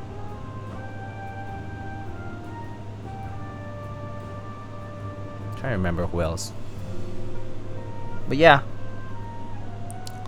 This is like 10K in tickets? Well, no, not all of these. Oh, well, I also have gone to like festivals that a lot of these artists are featured into. So like, so in Mexico, there's a festival called. Oh wait, what was it called? Oh my god, I'm like, it's like Corona something. Corona Festival, Corona something. For some reason I'm like spacing out, but it's basically like the Coachella equivalent in Mexico. Coronavirus. Hey. In Rosarito? No. This is like in Mexico City or like in other places. Like in big cities normally. But yeah, I also like indie bands a lot too. Vive Latino. Oh, I've gone to Vive Latino too. Yeah, I've gone to Vive Latino. Yeah. Vive Latino is fun too. Yeah, but I do miss live music though. That I think out of the things that I miss the most, like pre-COVID per se, is live music. Live music is the best. I like enjoying myself at live music venues and whatnot. Just going and enjoying the music and stuff. Depends on the vibe. Roughly where in New York City am I? I'm all the way up in Washington Heights, which is like all the way up in Manhattan. So if you're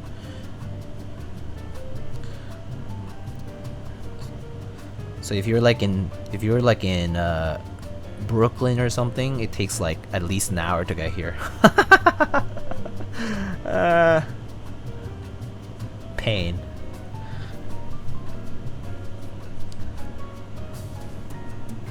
I like hearing you say Spanish words. What? Going to a few events this month? Wait, what are you checking out? CGBN. Oh, I've seen Pod too. POD. Oh, I've seen Epic High, Korean rappers. Epic High, very fun, super fun. I think that was the actual last big concert I went to was Epic High, when they came to New York in 2018, 2019, I forget. I think it was 2019.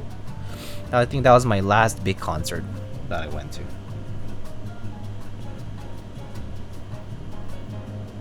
Epic High Goat, yeah, so good, so good. They're so fun live, such energy.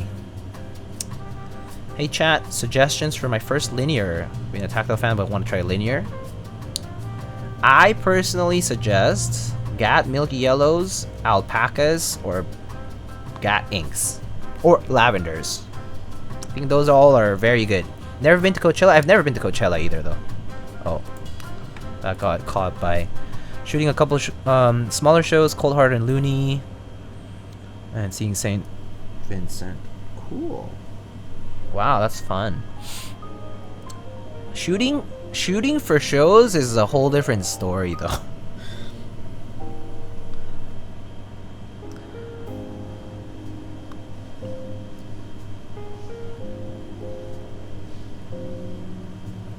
JWK's buttery goodness.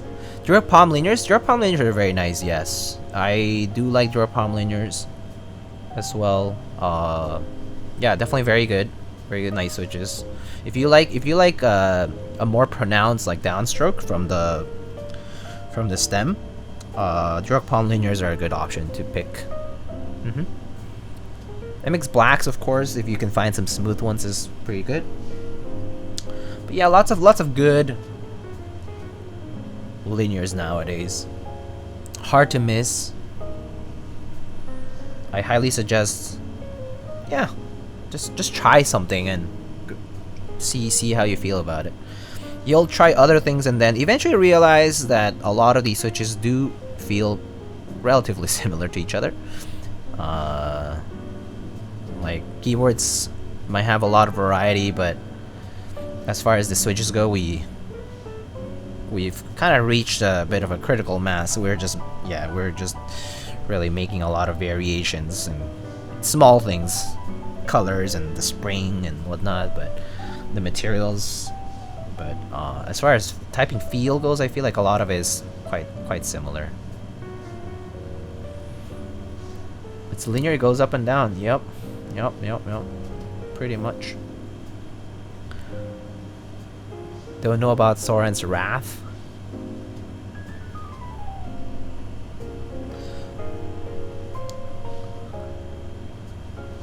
A little more at stake? Yeah, for shooting concerts? Yeah, I mean, of course. I know a friend who would shoot a lot of music shows, like live shows, and it's a lot of work. But it's a lot of fun too, though, because you get to enjoy the show up close. Like if you're shooting for the artist, especially, it's good stuff.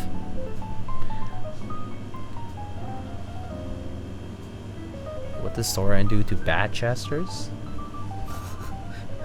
What?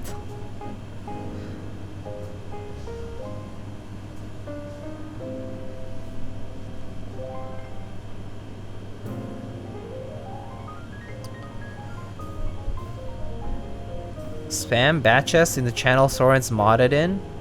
Okay. I'll do that one day. You could probably just go to a TT server and, or not TT server, but TT chat and just spam it there probably. It's fun to be doing the lights and visuals for concerts. I mean, yeah, for sure. If you're like a tech, you mean? I've never done anything like that, but that sounds like fun. I've worked like backstage stuff before for like school, like sponsored, or like things that were like club related, that we had like some smaller artists visit and stuff.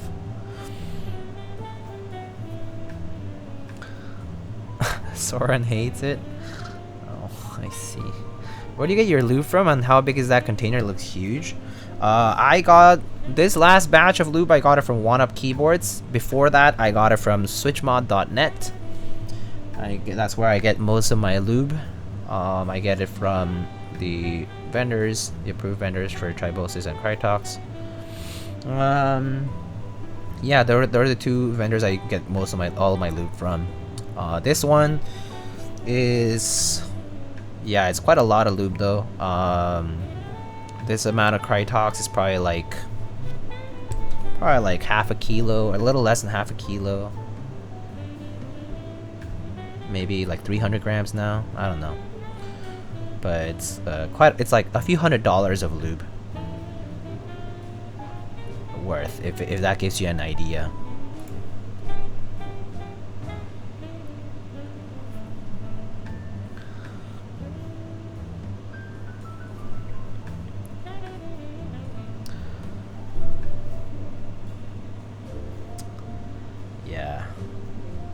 yeah, I do have like a very long supply of lube of 205.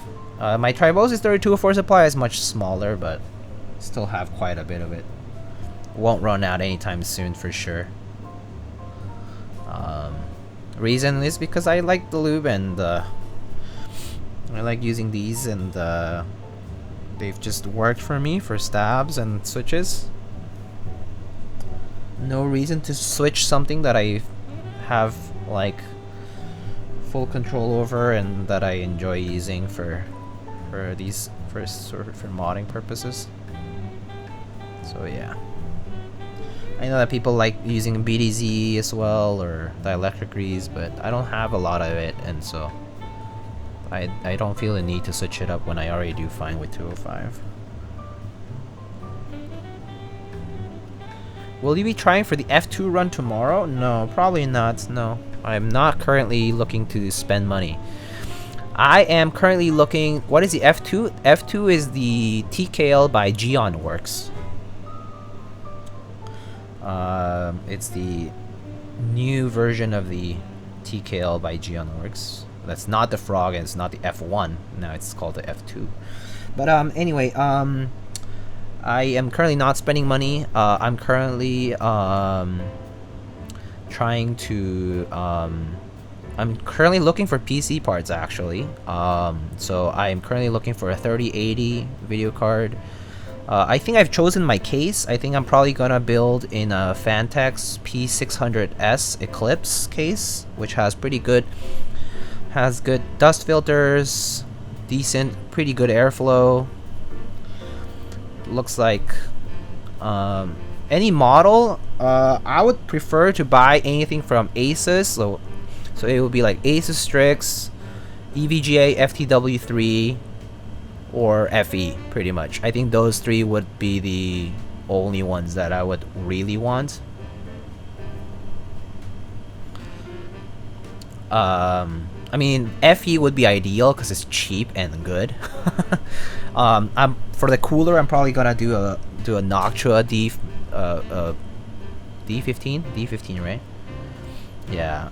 But I'm pretty much only looking to buy video cards for close to retail, so I'm gonna wait and just keep trying. I'm trying like on Newegg Shuffle. I'm like in a Discord where they post like links for like the B stock stuff from EVGA, and like people are like tracking like Amazon and Best Buy, and the Best Buy in-person drops, which I cannot make to because my schedule sucks and I can't make to in-person drops. So it's mostly just looking online.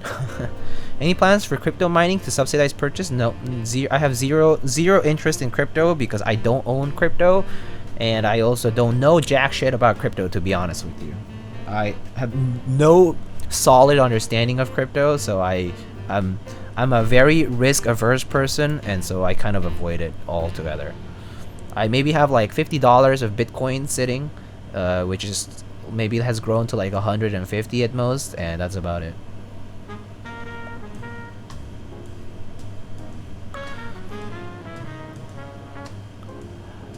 Isn't that case huge? Infinite Nacho asks. Yeah, it's a mid tower. Wait, is that full tower? It's a mid. No, it's a full tower, right? Yeah, it's a big case for sure. But I have my current case is the. I mean, look, this is my current PC parts. Like this is my current PC. My current PC is like a Fantex Evolve N2, I think, for the case, which I got from a friend for like the cost of shipping. So that's what I use right now. So yeah, I'm not really looking to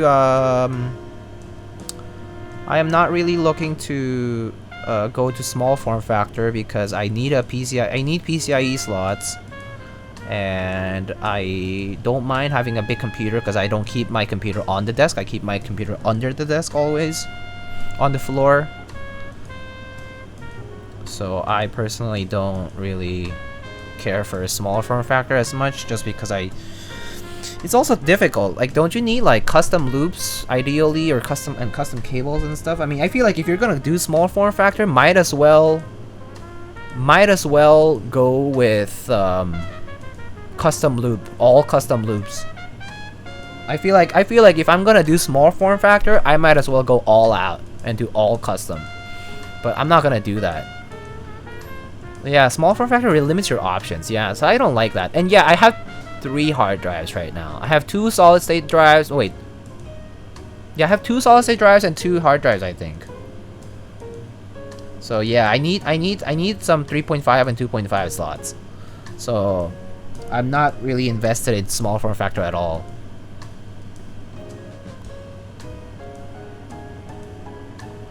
What's the second hard drive for? It's actually for work. I have a 12 terabyte drive for work because I generate like a few terabytes every other week. So I need to like constantly cycle data. Yeah. Yeah, we run a lot of machine learning stuff, so yeah, I need like a decently powerful GPU for parallel processing, and then I need hard drive for like a lot of data because we use imaging data. So yeah, definitely looking to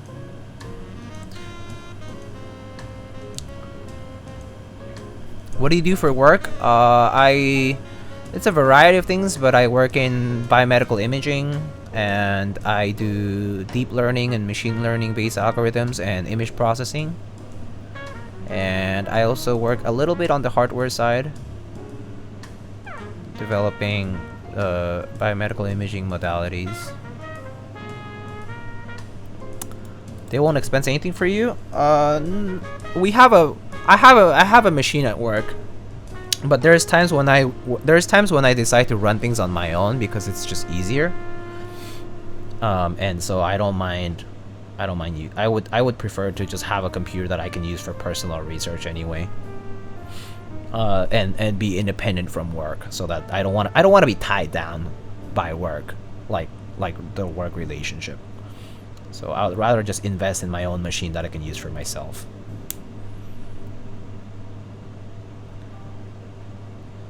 Serious question, why do you see the text, people, pog, etc. instead of the actual emotes? Oh, you need either better TTV or 7TV, which are extensions that enable emotes that have been added through those particular add-ons. They're add-ons for Twitch. There are several. There is Better TTV, there is Franker Face Z, and there is 7TV. These are all extensions that have been developed for Twitch chat that add a variety of emotes that, you know, each streamer has like in their dashboard, and yeah, you can use them in chat.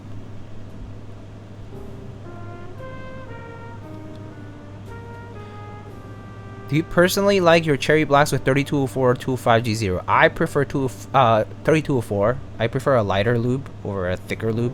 I think 205 kind of masks a lot of, I mean, it's good, but I actually don't mind a little bit of the scratchiness of Cherry MX Blacks, and I just prefer a thinner lube over a thicker lube. So I prefer 3204. It's not that big of a difference, but it's still there.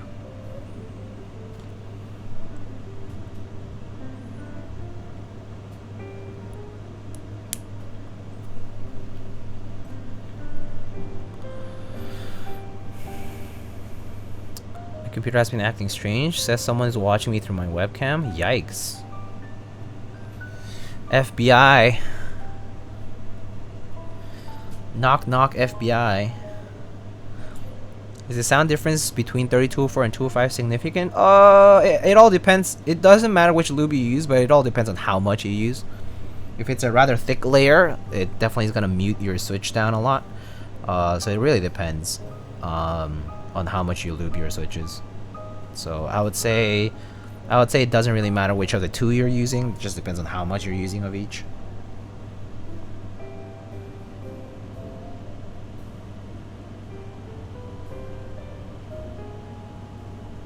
But generally speaking, a very thinly lubed switch versus a very thickly lubed switch is definitely going to sound quite different.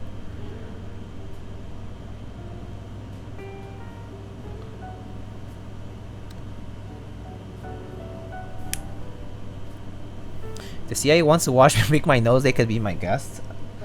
Yeah, if some intelligence agency wants to watch me in my completely you know, it's fine. Like, sure, like if I'm naked in my room or something and they want to watch, okay, fine, all right, cool. It's like, enjoy the show, I guess, but there's not much to see.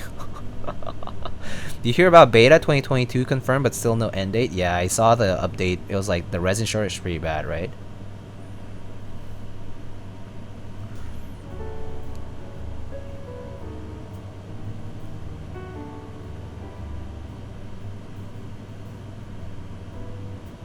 It's looking like a lot of sets are gonna be really get delayed because of the resin shortage for GMK. Like right now, it looks like GMK is struggling more with the shortage of plastic than with their production capabilities, actually. So at this point, we're kind of doomed until like plastic supply is better. CIA, a bunch of weirdos. Please let Dolce come this year for realsies. I really hope so. So the last update I did get from GMK, like actually, is that it would be mid-November. So I think it's looking better for us, but I mean, yeah, I'm definitely a little nervous about delays. GMK starting to pick it up a bit. Yeah, it definitely is. They're definitely picking it up, but they are facing a resin, like a supply shortage. Like the vendor that they are getting their supply of plastic from is simply delaying things because they just don't have it. Like they don't have the raw material to work with.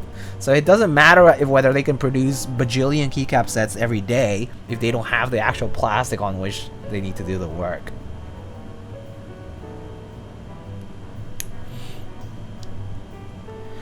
Are these Stabies? No, these are Durock V2s. These are Durock V2 stabs.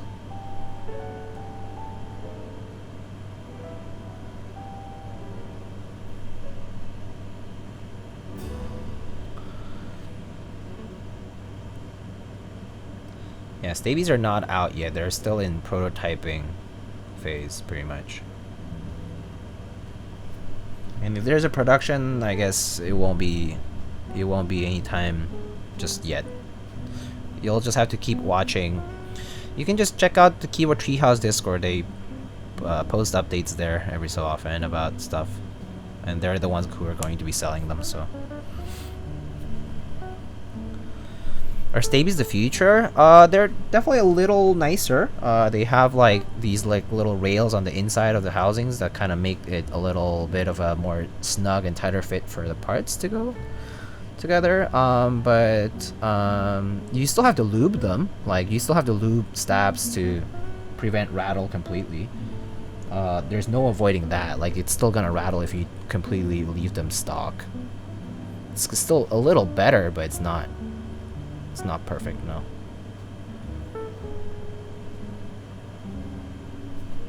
Like you're still gonna have to tune stabs nonetheless. Hope Stabies are not Zeal level prices. Yeah, let's hope they're not too expensive for sure. I mean, if they want to compete in the market also, it's kind of important that their prices are not extravagant. I think the problem with Stabies might be that well, I think we will have to see proxies first. There need to be proxies for them, especially like for North America people, or even just like, yeah, just like in general, like outside of like Australia and that whole region. Because yeah, Keyword Treehouse is pretty far away. I have no issues using Durock stabs for the rest of my life. I don't really have issues with Durock stabs myself either, but yeah. New variety is never a bad thing if it works and the pricing is competitive enough. We'll see. We will see. Like I do feel like if there is a premium, I'll just go with whatever's cheaper and still works.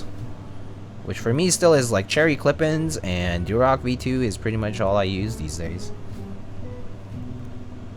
Does 205 on stabs last longer than what? Oh, dielectric grease?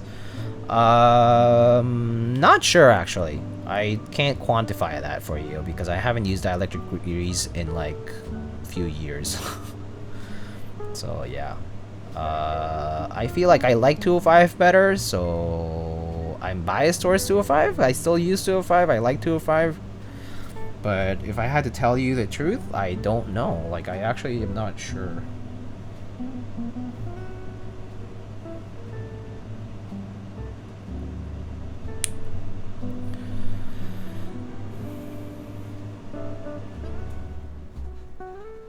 And thanks for answering that question, Drew S.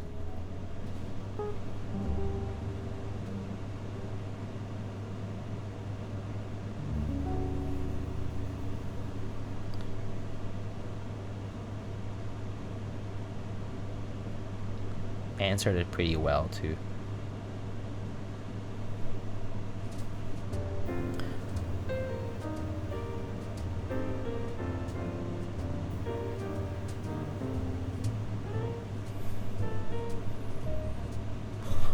Oh, Toki, what's up?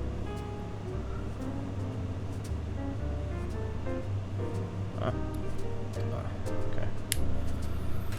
Sticking to Epsi modded Durock V2 until someone comes up with something truly innovative. People say that all the time. Something truly innovative, but what is there to innovate right now? I don't think perfect stabs are ever gonna exist. Where like you just stick the stabs onto the PCB and you're done? I don't think that's ever gonna happen. Realistically.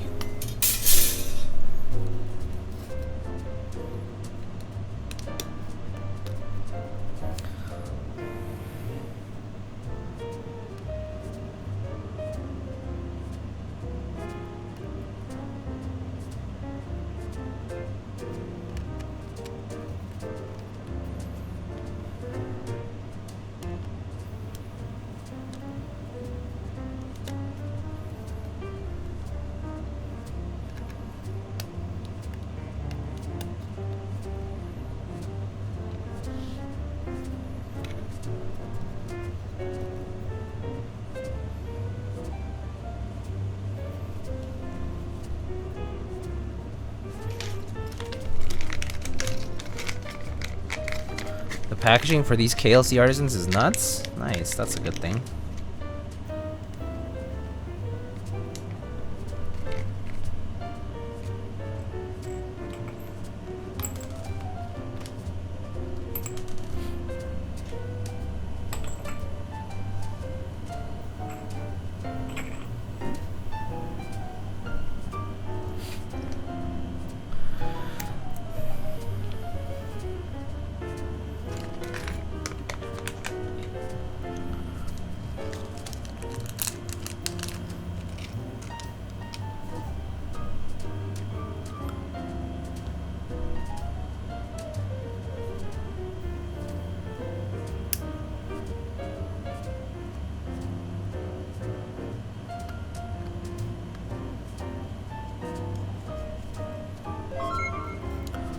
Whoa!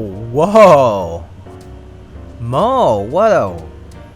Holy crap, thanks for dropping 10 gifted subs. Holy moly. How are you doing? Damn.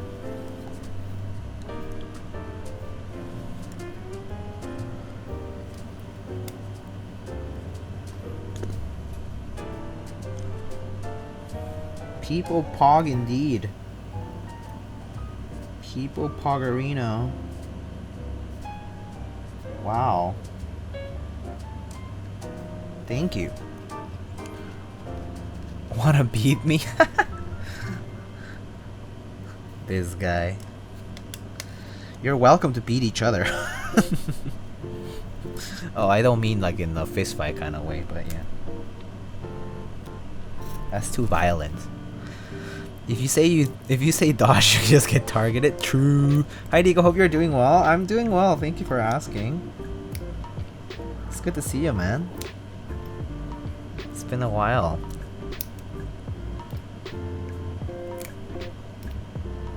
Well, I mean, I've seen you a few times these days, but definitely don't see you too often around. Doing alright, though.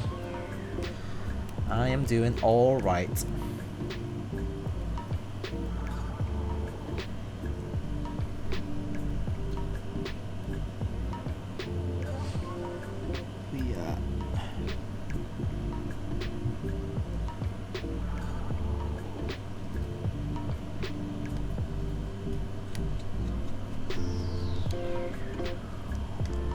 Sub gifting competition is good for everybody. True.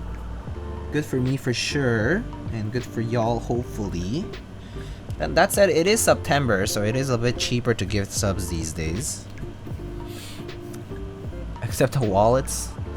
Anyone want to beat me on number 1?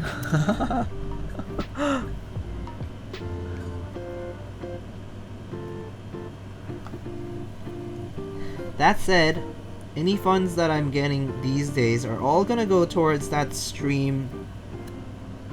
I mean that upgrade PC thingy. So it's all going towards the stream essentially. I mean, ideally I do want to also be able to like improve the quality of the stream. I mean, I'm also like getting a new capture card. Capture cards are expensive, man. That capture card from that Elgato Camlink Pro is like $360 plus shipping. I mean, plus tax. I forget, 8.875% tax. Damn, New York tax is so high. And then there is and then of course there's ship. Oh, actually, I guess shipping is free for a big order. But still, are those spacers for stabs? Yes, they are. They are spacers. There's 0.4mm spacers for stabilizers because this PCB is 1.2mm thick, so slightly thinner. Regular thickness is 1.6mm, so the spacers are there to make up for that difference so that the stabs can clip properly.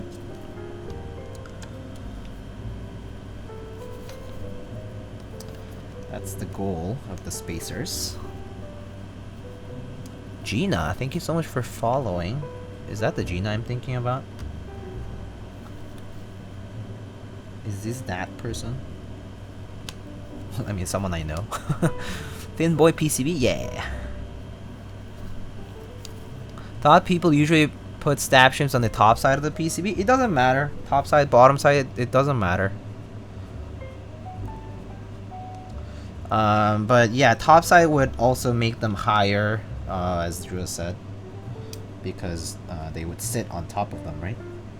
Also, bottom side helps that. Oh my god. Bottom side helps because oh my god.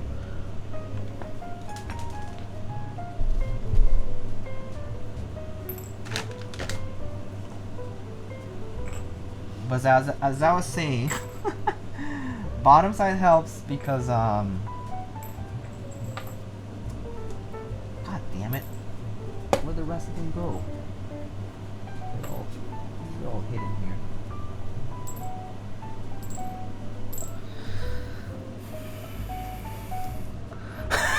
Look at this guy, John Escamilla was lurking and only came out to say first time chat from viewer John Escamilla is a lol W. Wow. Came out from lurking just to laugh in my face. Very pleasant. Very pleasant. I get it. I get it.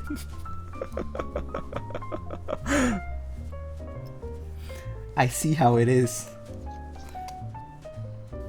Twitch chat is a wonderful place.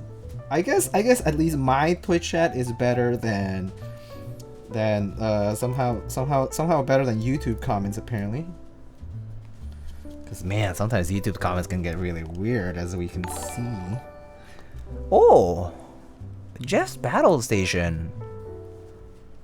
Big Pog. Hello. Hello Raiders, 43 viewers. How are you all doing? How was the stream? What do you do today, Jeff? What's cooking?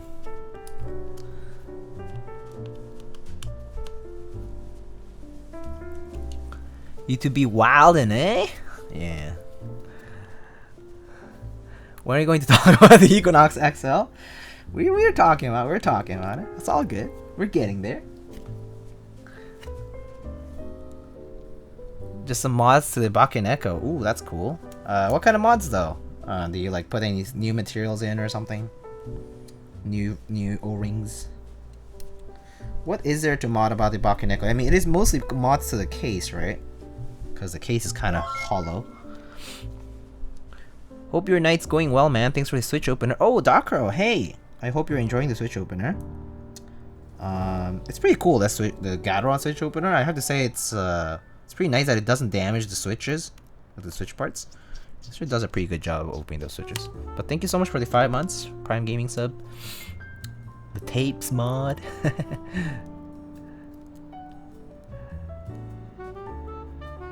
I have some creams I'm breaking in as well. Should I film them when I lube? I don't think you need to film cream switches personally. I think cream switches are already pretty good without a film. Some people do decide to film them because they like to change the sound profile of the switch a little bit, but I personally think it's a minimal difference, or at least it doesn't help in the sense that in the way that switch films are meant to help, which is to reduce the wobble between the top and bottom housing pieces. So that they do not do because the housing's already quite tight as it is. Oh man, I love that thing. Best switch opener. The Gateron ones, yeah, they're pretty sweet, honestly. Pretty cool looking, and they seem to work well so far, is what I've heard. So yeah, pretty pog.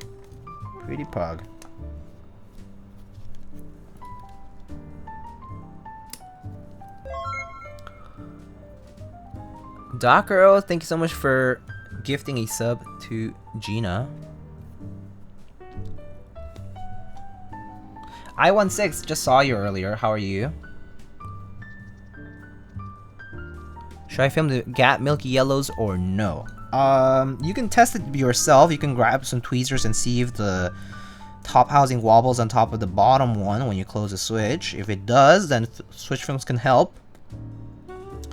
If it doesn't, then you don't really need switch films, in my opinion.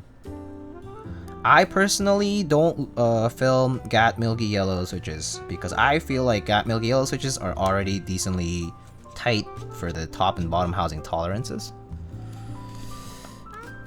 What do you do if the girl who dumped you comes to chat? I say hi, probably. Here's to that Larker first message. John, thank you so much for the $5 tip. Nice. Thank you. That's hilarious. Alright, I lost the stab screw, but I think it just went off flying somewhere.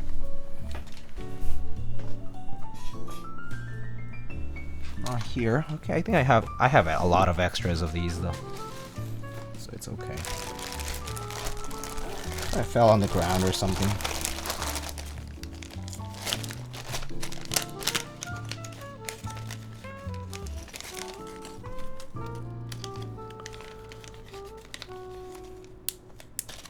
Flex with more gifted subs. Maybe she comes back. No, I don't think so.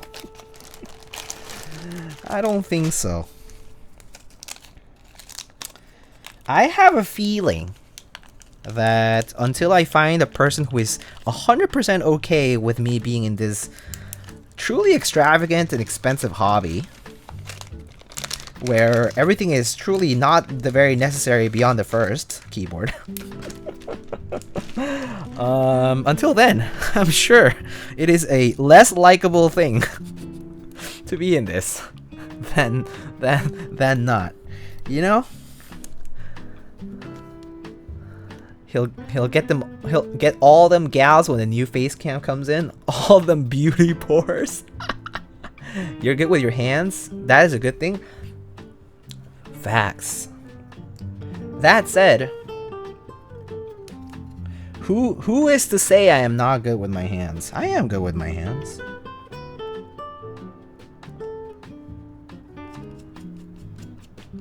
But imagine the awkward moment that someone you know comes in and says, "You suck at this." And it's like someone you obviously know, and people realize that, and you're like, "Oh shit, these wires broke. Ah, I need to resolder these." Okay. Fantastic. I love my life. I hate these wires, they're so short. mean, they're so not short, but they're like very flimsy. But they broke. All right, time to desolder and solder these.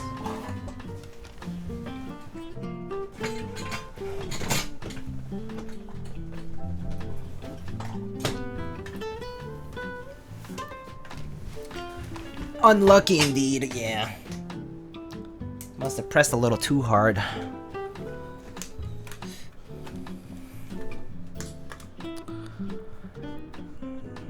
Keep them in your rear view stainless steel weight mirror, never look back.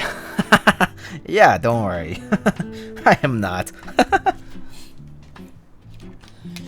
Again, as I said, it has to be someone who would fully appreciate what I do. Oh, I'll hydrate, no worries. What's the use of thinner PCBs? Just more flexible because it's thinner, more likely to bend, and yeah, gives a bit softer typing feel. Not a huge difference, but yeah, people say there's some, so we're just trying it out. Let's see.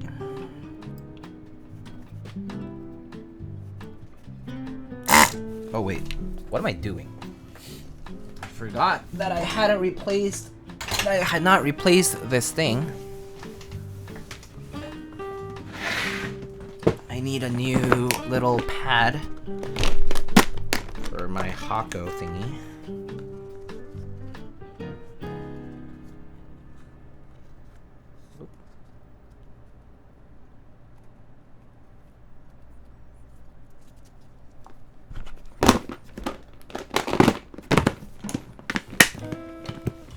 Going to sleep. Good night, friends. Sounds good. Have a good night, Solji.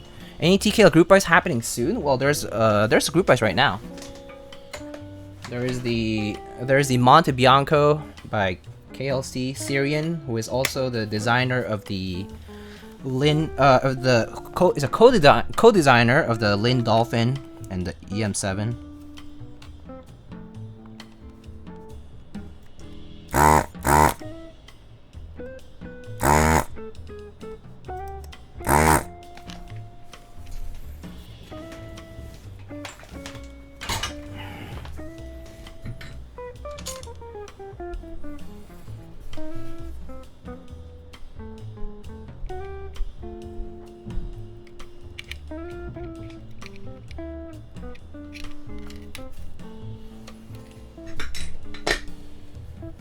Mech group buys is a good way to check. I've only heard of Syrian Springs. Yeah, so Syrian is a keyboard designer.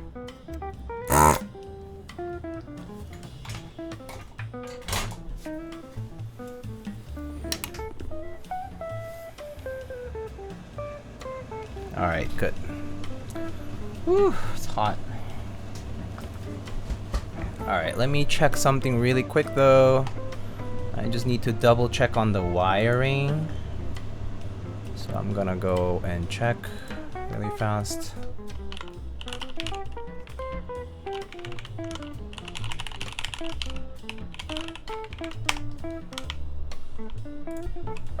There's plenty of nice 60%s? There's plenty, yeah.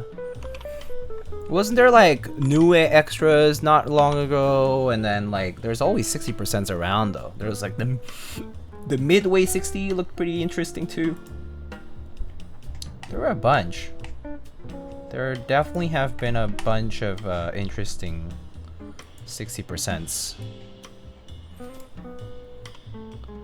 Let's see.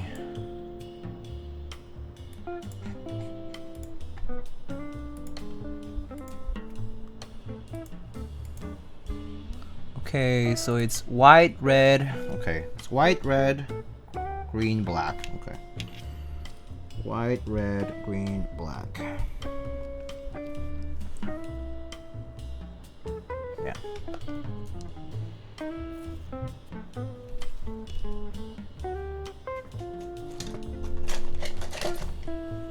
Sorry if I'm not responding in chat right now. Just wish Unicorn is run more often? It's already run 3 times almost. It's quite a few already. It'll rerun at some point again, but maybe not this year though. Not this year. I mean, it already ran this year. So not this year for sure.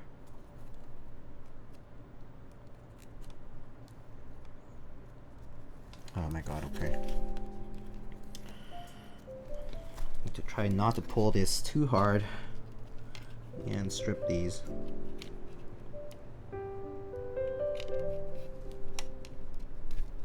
Right, there we go. Okay.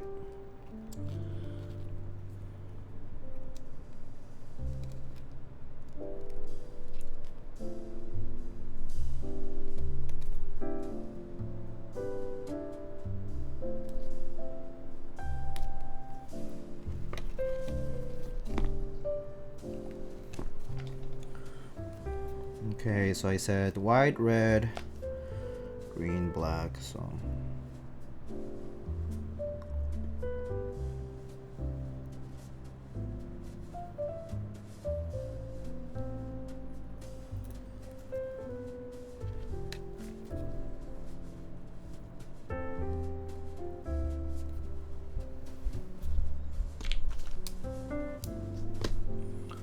Still sad I didn't win the ogre raffle. I'm sorry to hear. It is indeed unfortunate when that happens. I'm gonna stand the PCB like this.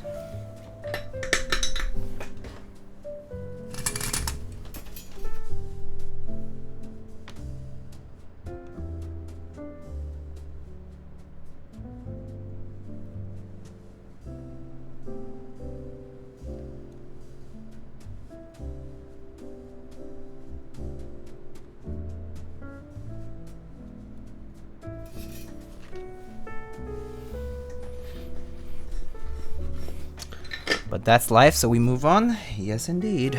Yes, indeed. Alright, let's see if this works, though. Let's just double check.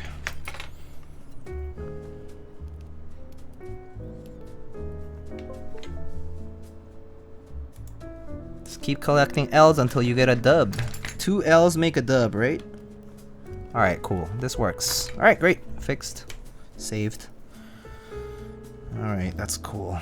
Alright, now I just gotta be careful, though.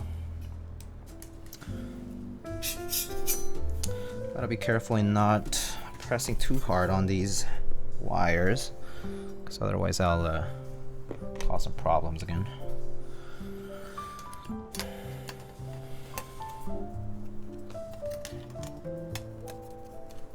Won the midway this year. I'm hyped for that one. Ooh, very nice. Congratulations on the win.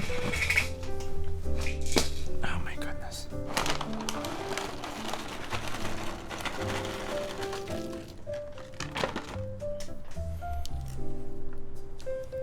I think I had a 50-60 L streak until I won a random giveaway. Yeah, I mean the stats are just like that, you know, like it's just hard to win things because yeah, like the statistics are just like probability just rough.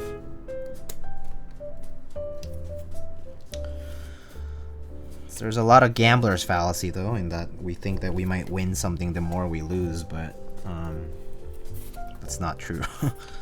Every opportunity is an independent event.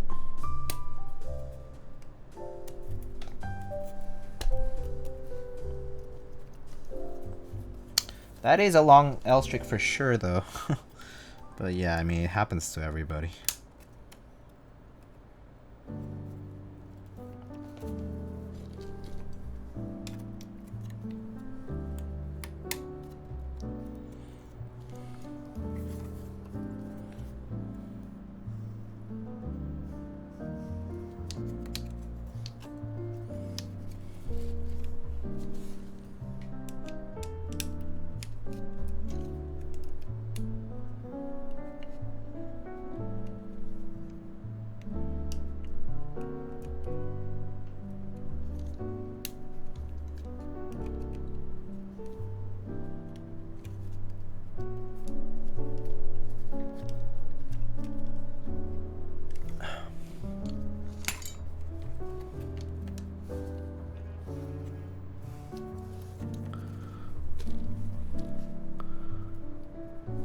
Wait, what was this? Everyone says don't worry, there'll be more boards, but they fail to mention how many more people will be in the hobby by then.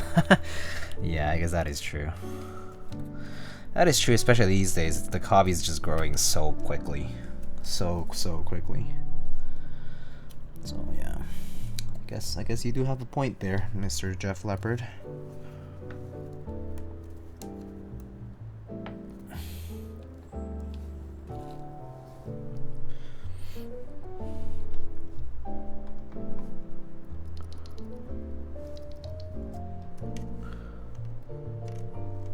When I just joined the Artisan Hell, I got hell lucky with all the raffles. Literally won everything but bongos. Yeah, I mean, bongos have so many entries.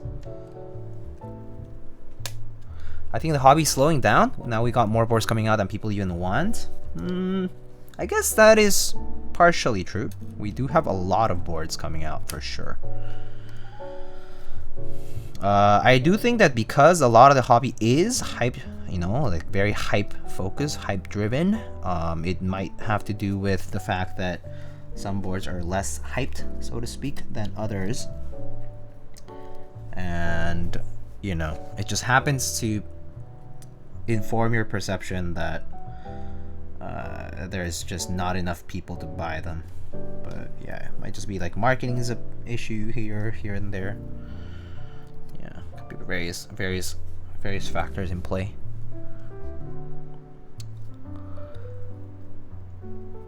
The more people, the less chance of winning. Yeah, no shit.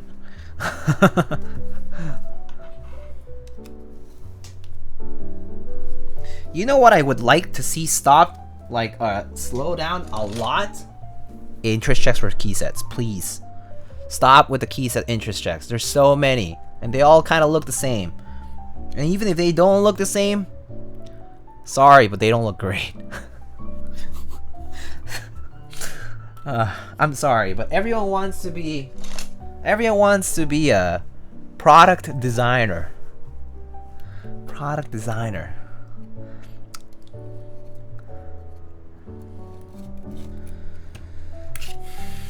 Like, it's like cool, yeah. It's like, all right, but pick some nice colors, you know? Pick some nice colors, like.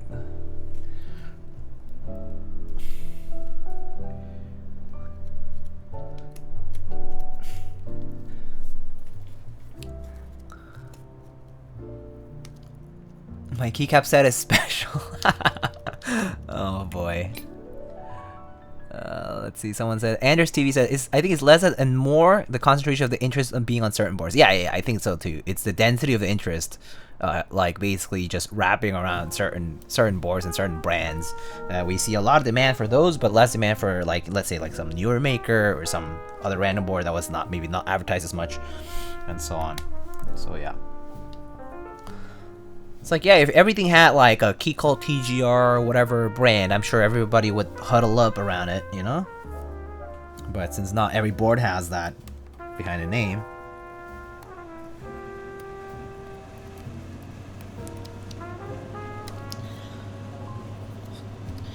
Definitely has to do with how a lot of people in the community also get along with each other. I think definitely factors in a lot to how we perceive keyboards, because certain groups of people will promote certain boards or certain key sets in a way that is, you know, advantageous to that group.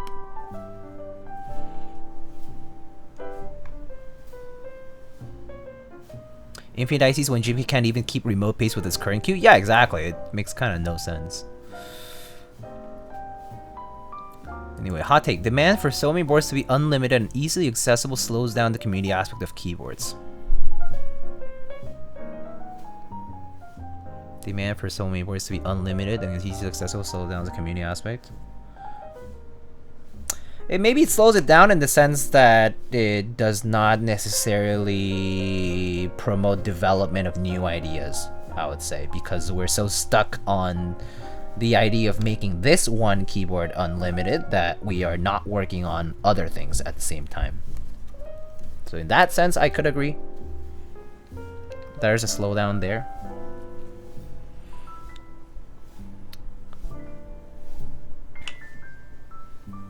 Nice colors like GMK Mango? I have not seen GMK Mango, or maybe I have, but I just don't remember it exactly. I'll have to check it out. But see, I can't keep track of all these interest checks either. I actually pretty much only, I feel like nowadays, I only see key sets once they hit the group buy stage. And then I'm like, let's see what this colorway looks like. And then I gauge whether I'm interested or not, you know?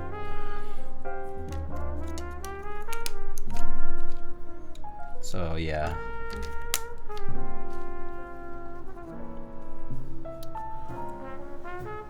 All these meme weird sets get bought up while I'm just waiting for a nice blue set.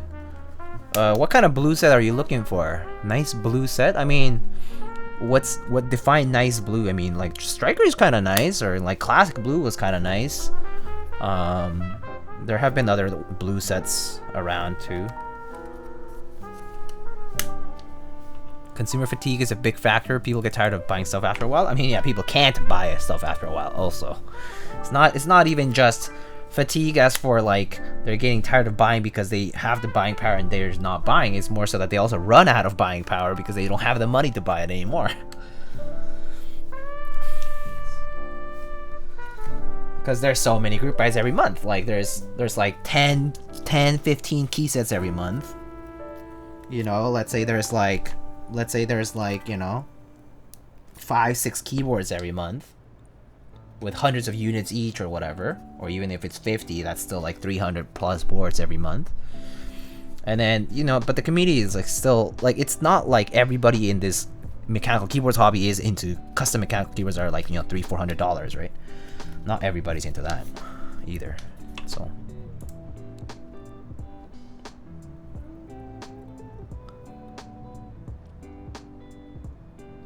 where do you get P foam you can use for P mod? I have no idea actually. I don't know. I've never bought P foam. I've never bought P foam nor even thought about buying it, so I don't know. Probably like your local store or Amazon or something, most likely attainable there.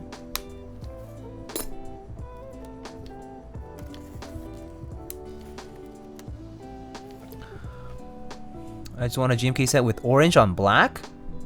Orange on black? Ski data comes pretty close. It's orange on dark gray. See a lot of Facebook groups are starting clone group buys on Keycaps sets in IC now. Any green sets available?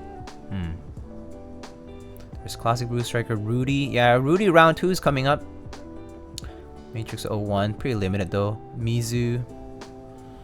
GMK should have a first come first serve group buy system so they don't have decade long delays like they currently do. I mean, but look at GMK. GMK is not stopping their intake of orders because they know that there's money to be made there, and all they can say, all they need to do is, oh sorry, we are currently delayed with a big queue. And you know, the money's already paid for, so they're like, oh sorry, no refunds though.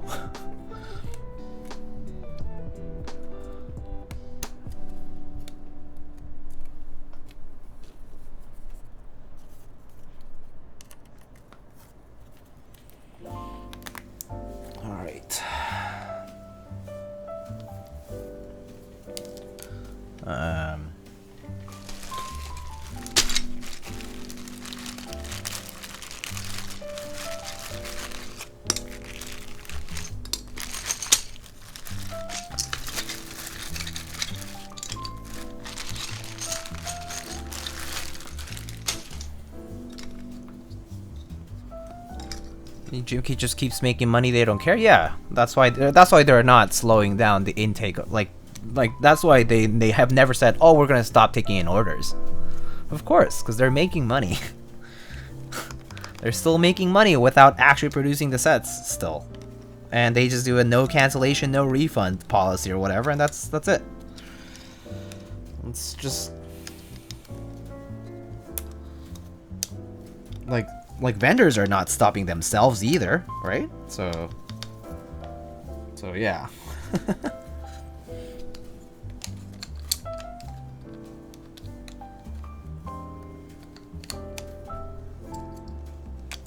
Like vendors are still taking all these group buys.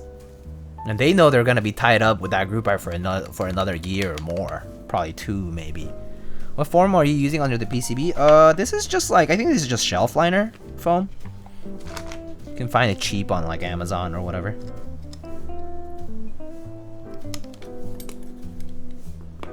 Can't stop, won't stop. Yeah, something like that.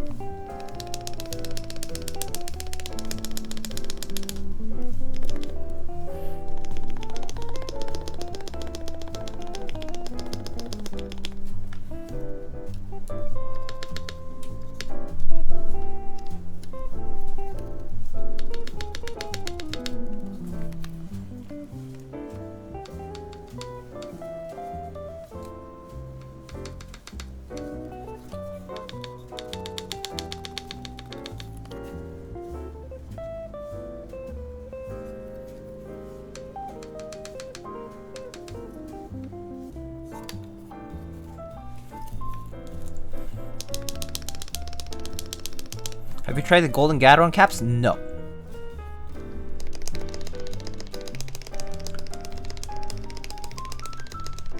Anything is better than GMK Dracula wait times? I mean, we'll get there with other sets too, by the way. I'm pretty sure we'll get there.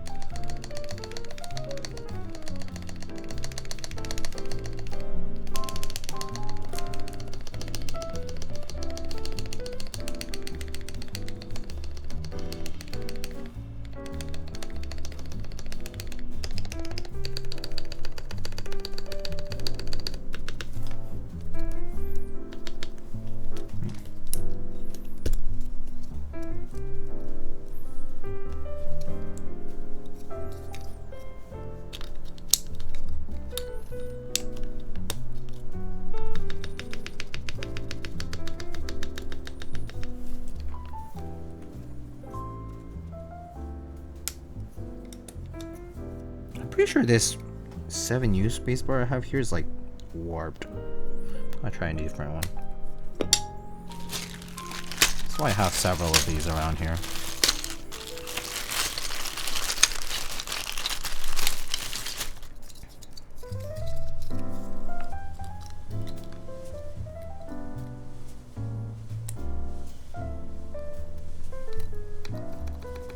Okay, that's better.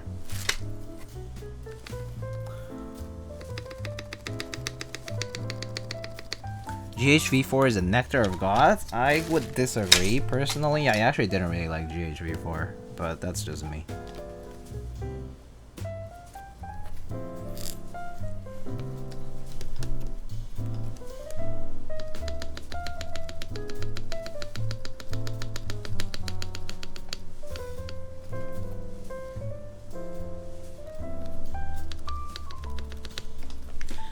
Man, this is a pretty light spring though. on this Gateron cap switch. Wish I could change the spring, but maybe if I have any spare cap yellows, I'll eventually desolder the spacebar switch and change the spring on it. Maybe I'll do something like that. Anyone know why it got discontinued? Because it was a guy mixing it, right? And he just decided not to do it anymore, right? It was not like it was being mixed by, Oh, Krytox stopped making a certain grade 3 grease they use for the formulation. There you go. I see. Grade 3? Isn't grade 3 like... Interesting. I see. But whatever it is, it's not like... I personally don't think GHV4 is that crazy good or anything like that. I feel like whatever we have nowadays is good enough. But it says V4. I don't know, that's what Zeal told me, I think. Huh. Okay. It is what it is.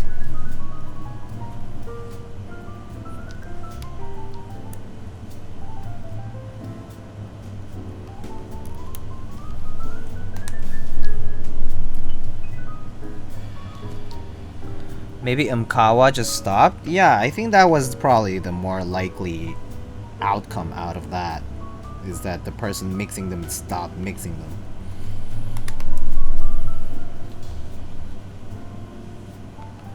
You know? That would make more sense to me than any other explanation. I mean, sure, the supplier thing is also a valid explanation though. Like not having the supply or not having the required ingredients to make it anymore. You wanted out the lube dungeon? Yeah. Yep.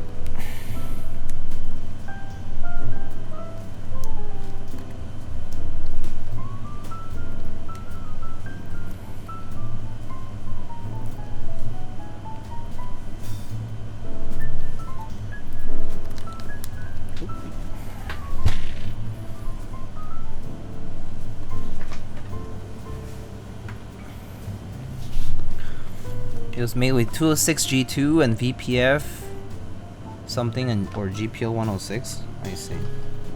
So a thick oil and a thick grease. So basically thickness abounds. Everything thick.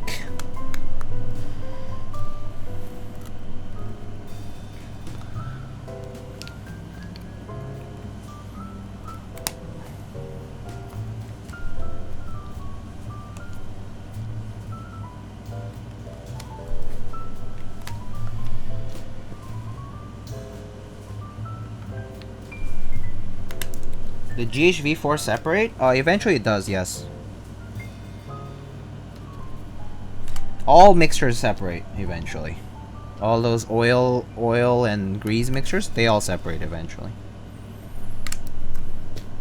There's no avoiding that. It was boiled together though? Yeah. Slightly less likely to separate, I guess. But they will eventually separate if they sit long enough.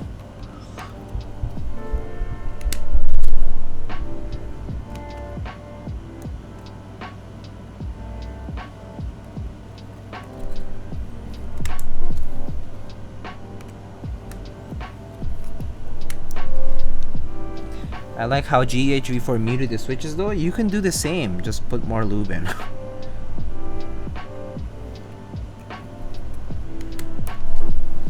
Or sure, mix an oil in. Oil can do that too. You're basically drowning the switches.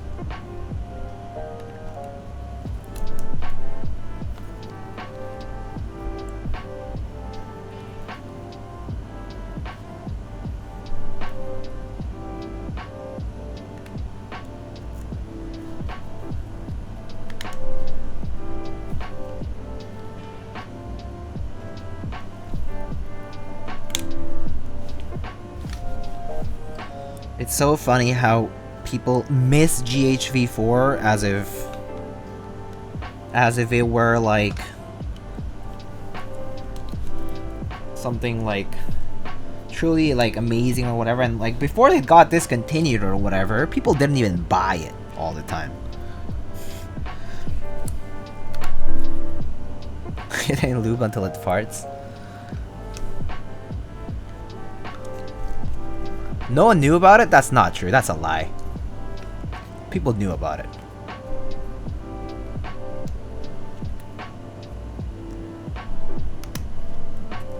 But people didn't want to pay the shipping out.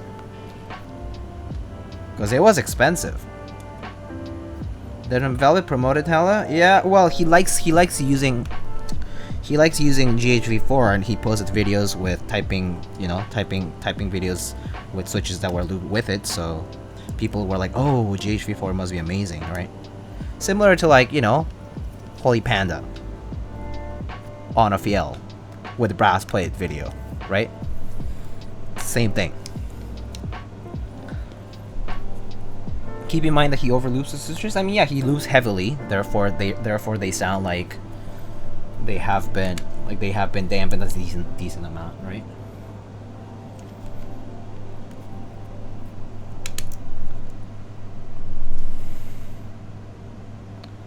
I got some rare switches come. No idea if they're good. Gateron Clear Zeal V1 clone from Win Keyless. Oh, the clear stem Zelios, basically. I know which ones you're talking about. Maybe the stems are good. I don't know. But check the housing. Old Zeal switches were super wobbly.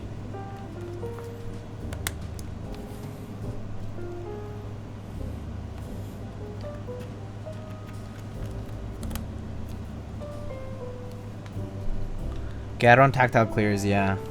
Gone to Dune, yeah. They did disappear rather quickly. We're based on R7 Zelios? Wait, are you sure? Gat tactile clears? I thought they were the earlier ones.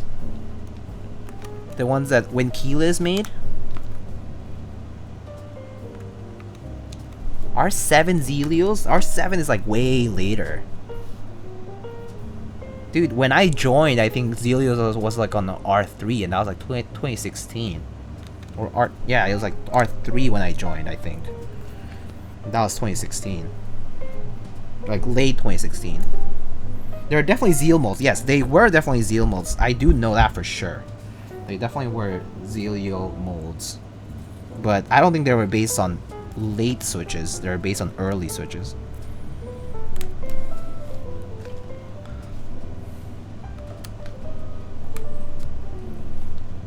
Oh shit. I don't break another wire there, but I'll fix it as we go.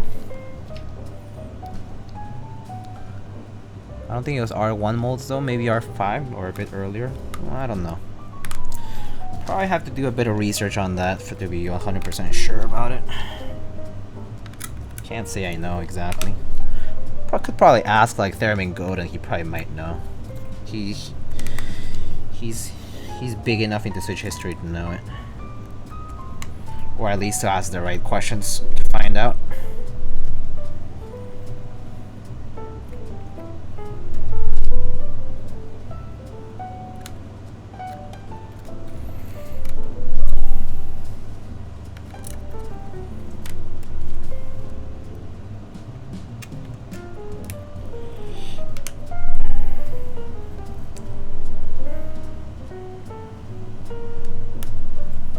Not gonna lie, this plate is a little tight. It's giving me some trouble.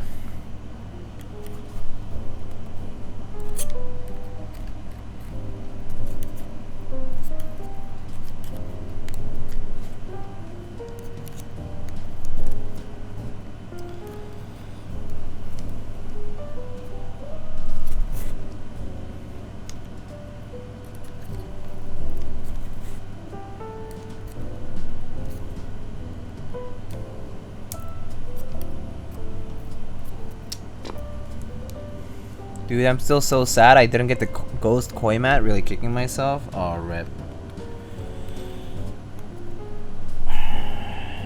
Maybe I'll give this one away at some point. Damn it. Butterfingers today. GMK Sumi skip was a good call personally. Yeah, I personally agree. I personally agree. I'm good with Wob. I don't know why I would need GMK Sumi when I have Wob. Wob is good enough.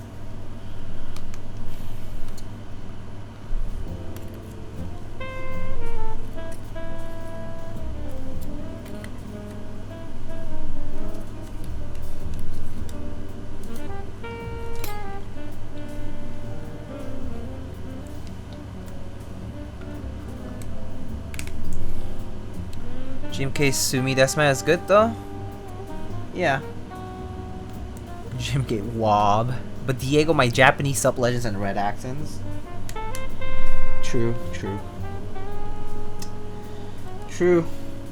JP sub-legends gold, right?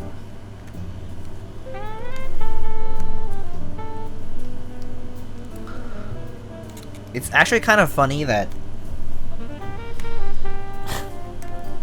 I feel like the people who talk about, oh, weebs, all that, whatever, we criticize weebs and all that, but we're weebs ourselves anyway. Well, I am anyway. I don't care.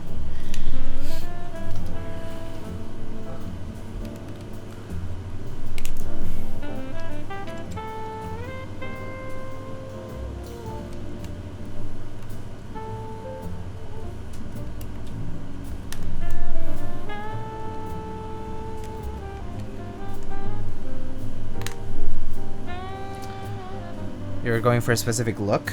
Yeah, I guess that makes sense.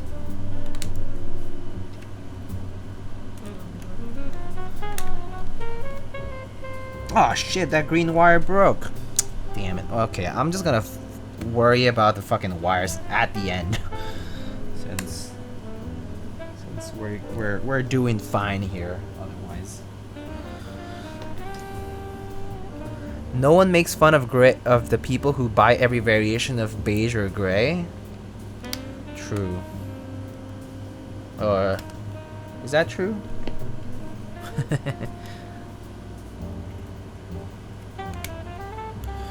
Bro, you're so boring though.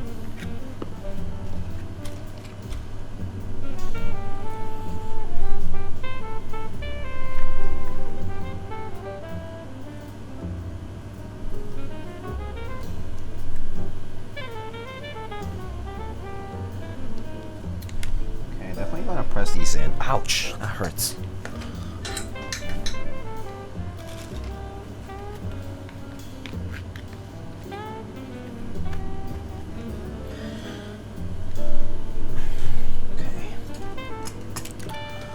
Get the fan closer here. Ugh.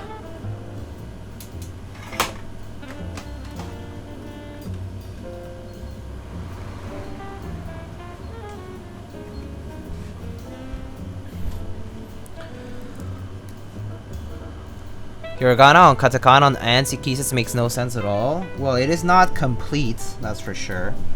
Like, it's not a complete rendition of the layout, but I mean, people don't buy it because of layout, dude. Like, people buy it because they like their legends on it.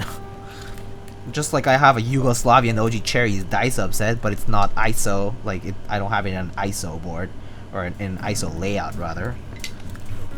Right? It's the same thing.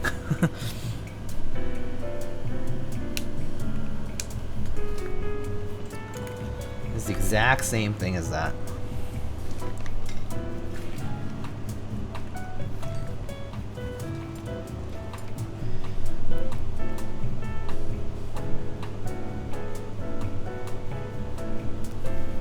Angry alt best.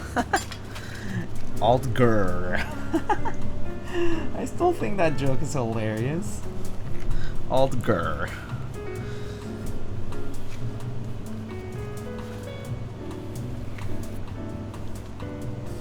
I totally can write in Cyrillic. Totally. Yeah, I know. I can totally write in whatever the fuck, Azerty or something. Like, yeah.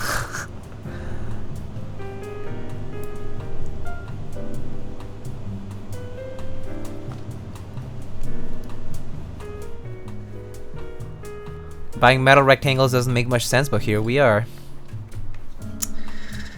True. Sculpted metal rectangles, essentially.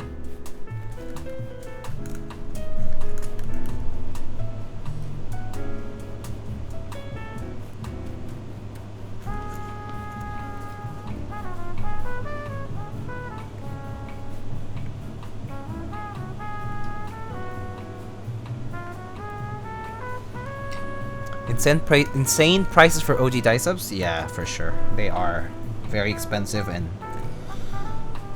they can be very expensive. It's all about, I mean, vintage is all about finding a good deal because, you know, you had a good find. But it's definitely rarer and rarer as the days go by.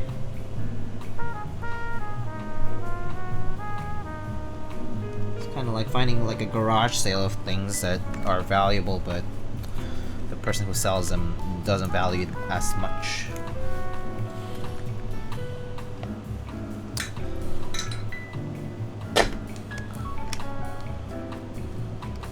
Honda's too logical. You have to force your opinion on everybody else because you know better than they do. Goodness. Oh boy.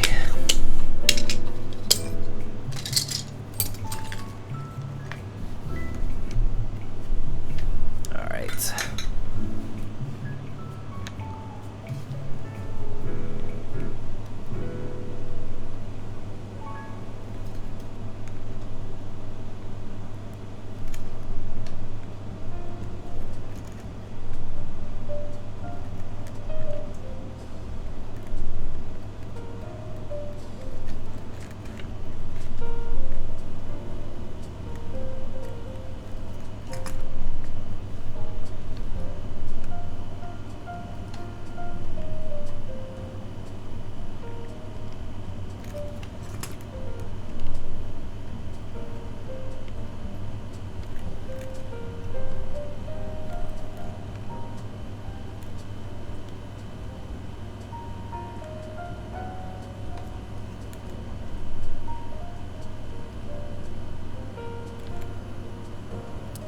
Finding things at garage sales is my business model. Pretty much.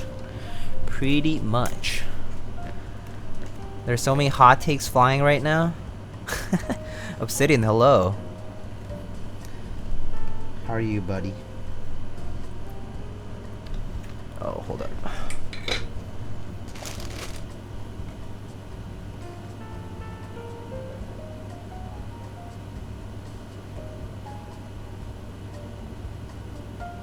Alright.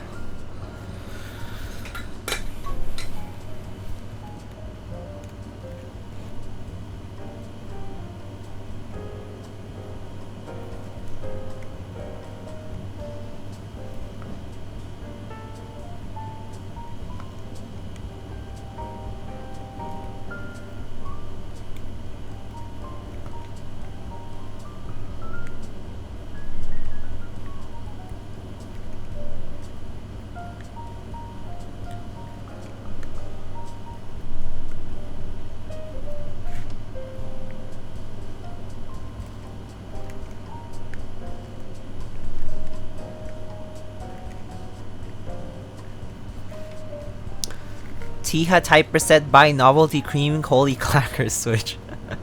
Best switch is the one that turns the brain off.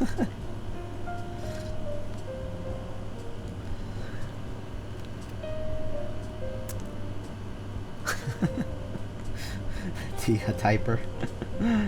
Oh, you guys. So Nathan posted a video on his Teja Snipes channel, and he said, "Oh, what should I rename my Teja Snipes channel to?" You should suggest Tiha Typer. The Prophet of the Holy Clacker. The Fellowship of the Holy Clacker.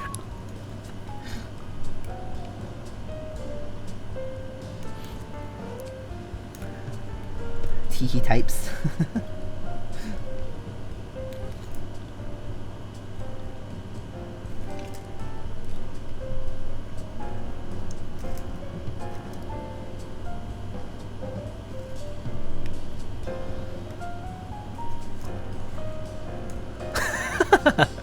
There's the clip.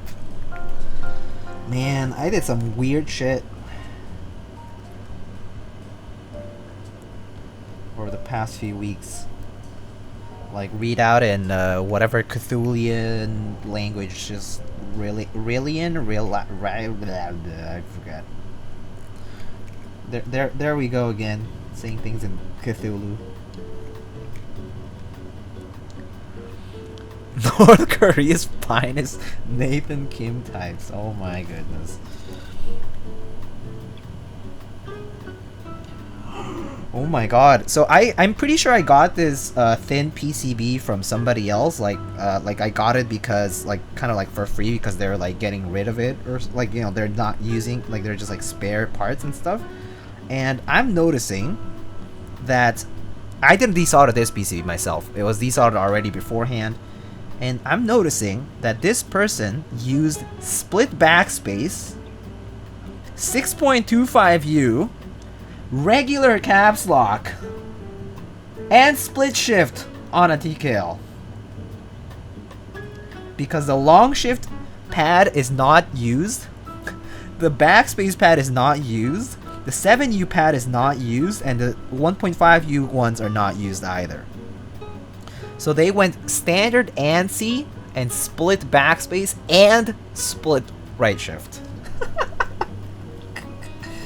Insane. Insane. It's like not even 7U, 6.25U win key of all things. Not even win keyless, just win key straight up. Wow. That's the first time I see an H87A with all that. Normal caps locks are fine, yeah. I've seen normal caps lock a lot because some people just don't like the step being a little to the side.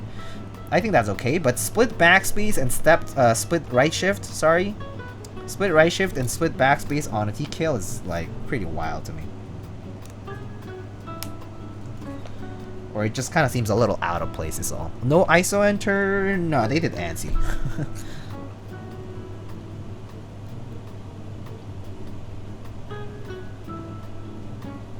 That would be funny if they also had split right left shift.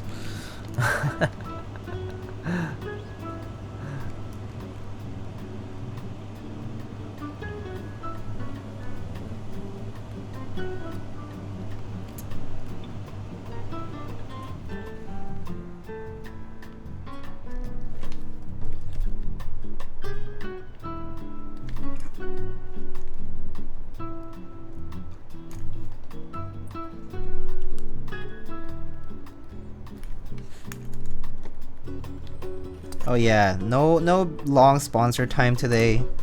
You know, I'm just gonna be a little lazy today and say, if you want to check out my sponsors and support the channel, just do exclamation sponsors. There's all the vendors listed. You can also go to mechgroupbuys.com to see all the active group buys, but if you're gonna purchase something that's on group buy or something like that, you can feel free to use my affiliate links. Otherwise, novelkeys.com with promo code BOLT can lead you with a 5% discount on all in-stock items. But other than that, I'm pretty sure it's very easy to know what's on group buy right now because there are aggregate sites nowadays that tell you everything about it. So yeah. That layout was almost like they wanted to trigger people. I'm sure it was like legitimate. I'm sure they maybe have just wanted to use that. Which, like, fair, but kind of strange still. Strange to me. Alright, we're almost done here. Oh no, never mind. I have one more row. So just do that.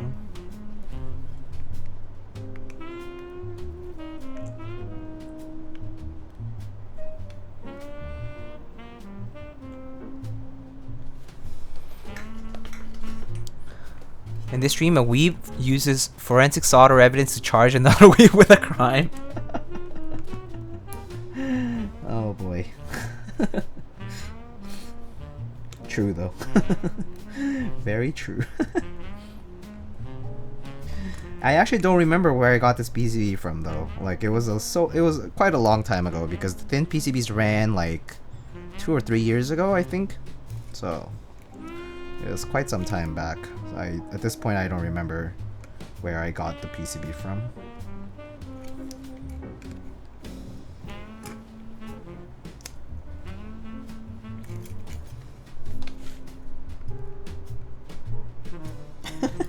It's still kind of funny though to see that, to find that out. I'm sure like not everybody would notice it right away, like oh, as in like oh, the previous person who used this like did this layout, but just given the fact that these things were unused, like some paths are unused, it's very abundantly clear to me that they use that layout.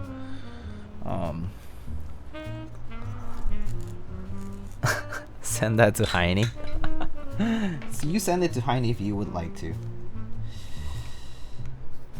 I don't need to be sending my own clip links to other people. I thought it was supposed to be the viewer's job, kind of, to like clip it and ship it. I'm just a poor streamer boy, and nobody loves me. He's just a poor boy from a poor family.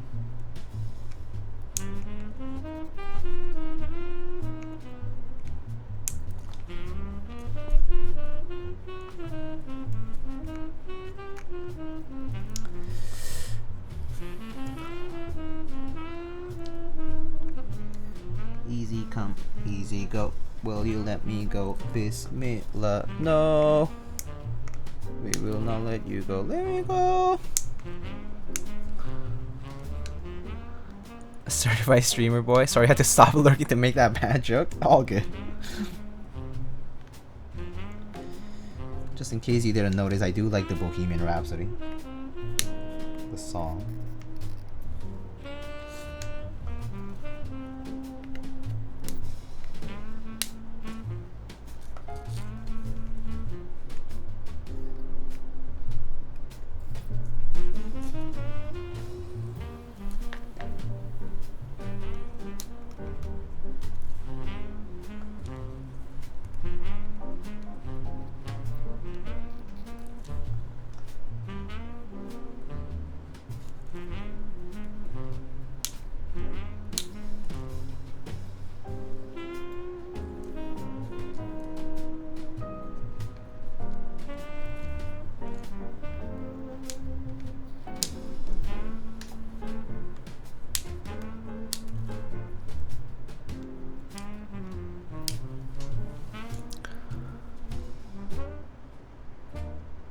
Stop lying, I'm currently swimming in my drool looking at this handsome man.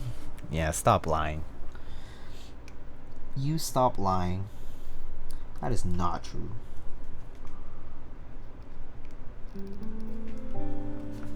Okay. I think all these switches are mostly in.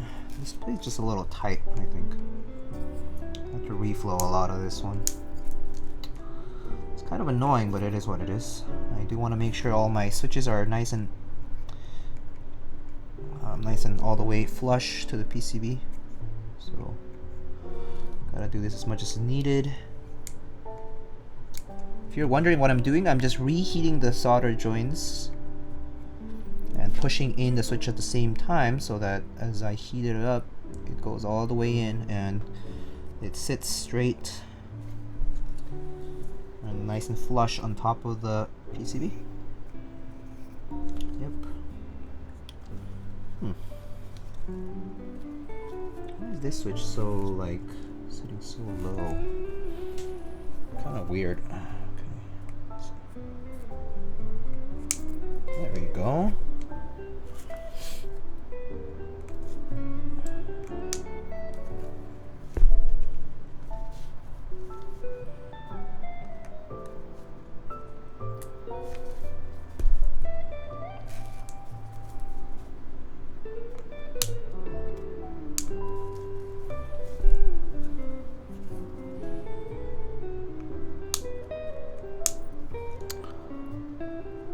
Diego Senpai.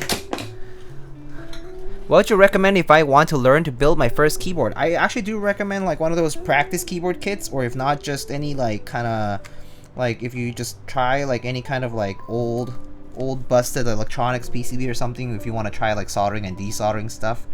I think learning how to solder is kind of nice first. Just get some practice in is nice. But if not, like you can definitely try like one of those practice kits. There's like the practice kits from Canon Keys. Canon Keys sells like different layouts and practice kits that you can actually still be making your own keyboard while practicing. So those I would recommend trying out and checking out. Pretty much a good way to start and also learn how like understand how keyboards work as a building process. So that's one way. Then thanks for the link, Abaddon. The easiest way to learn is just to watch a single stream from Diego. I'm not sure if that's true. I feel like I also miss a lot of questions. So if I'm missing questions, I feel like y'all should let me know like in chat, and like I'll try my best to answer the questions that people have. But I feel like I do miss a lot of stuff sometimes. Like I actually after each stream I tend to go back through chat to read up on if I missed any questions or any like hellos, like people passing by and saying hi and then me missing it because I was too busy, like I was looking down or something like that. Yeah, occasionally I like go back to look at people's messages and see like if I missed anything.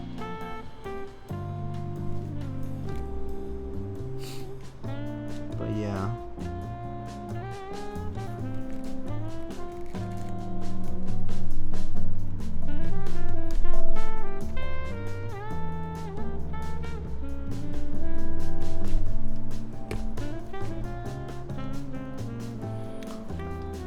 I've been victim of Senpai Diego not noticing me before. You missed my tango.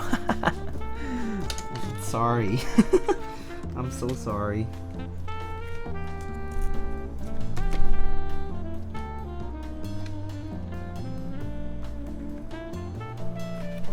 This one too.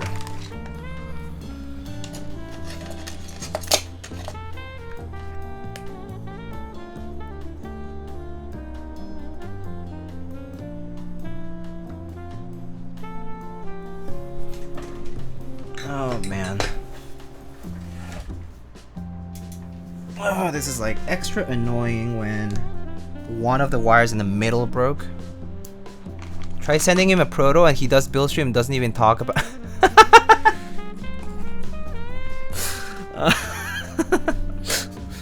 I know, right? Talking about other keyboards and doing damn push-ups and talking about keycrons.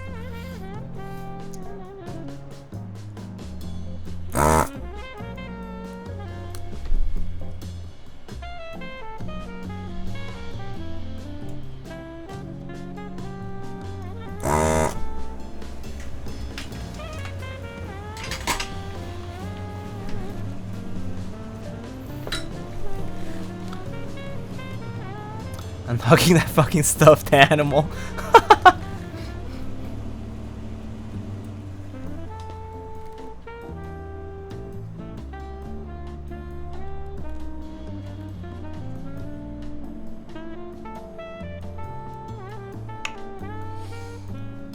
Ooh.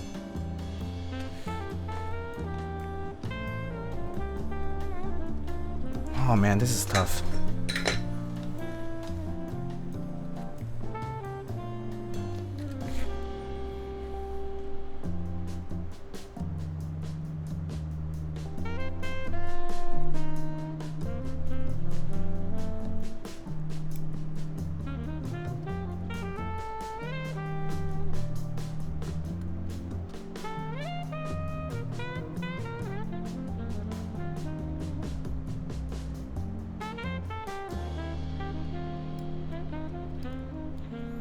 Okay, no, I'm gonna have to tend these. So annoying.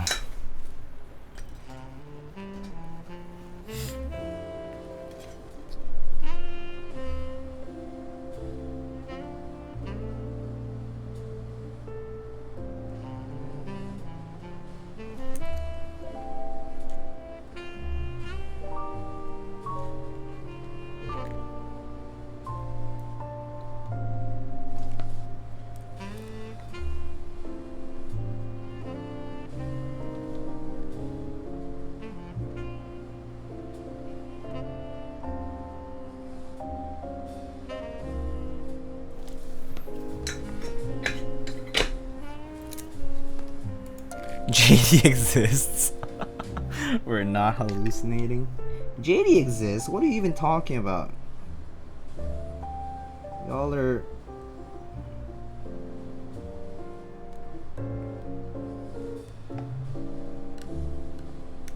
How dare you imply that JD does not exist? How dare you?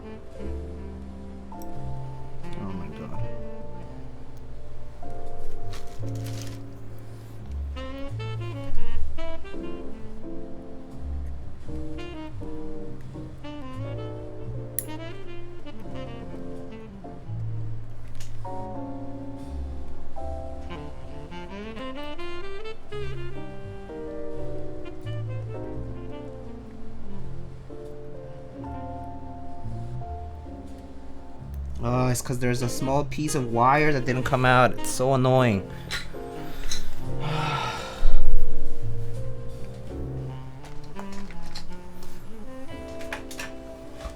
My life is a lie.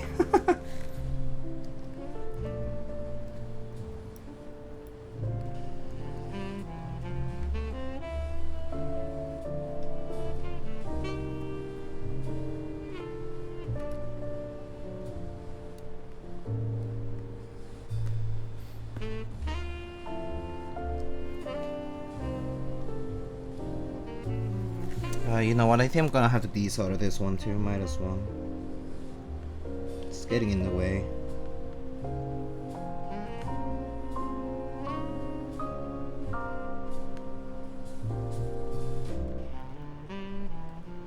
Right there. That should be much easier to work with.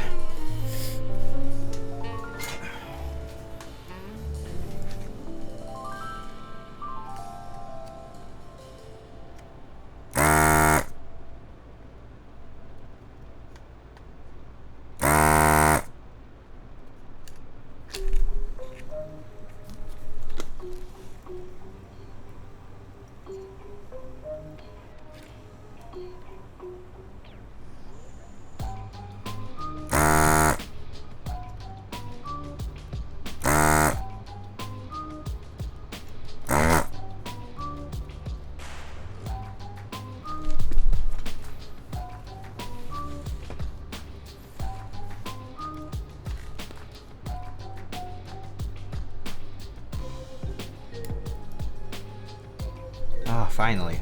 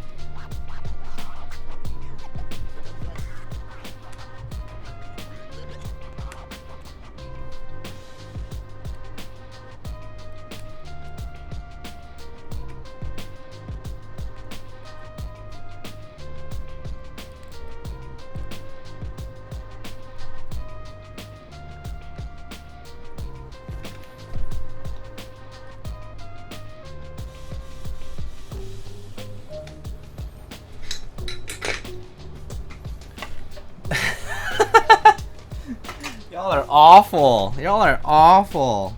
Oh my god. I'm here trying to solve a problem and y'all are just not trusting that I'm gonna be okay. That's toxic.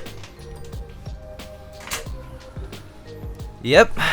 That's enough internet for today.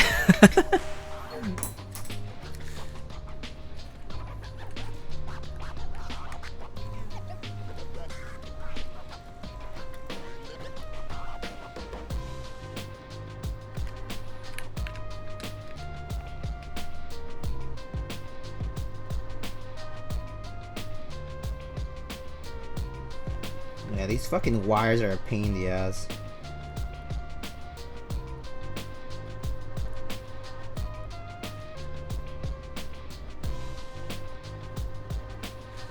Alright, I got the green one in.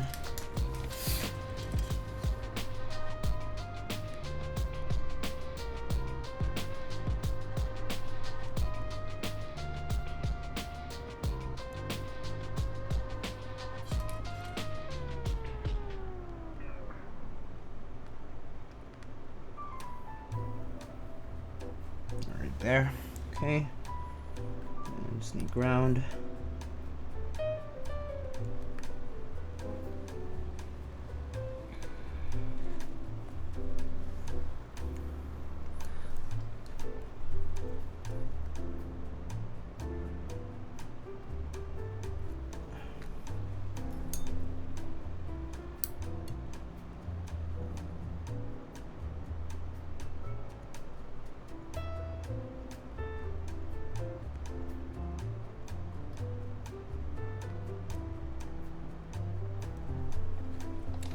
Oh my god, okay.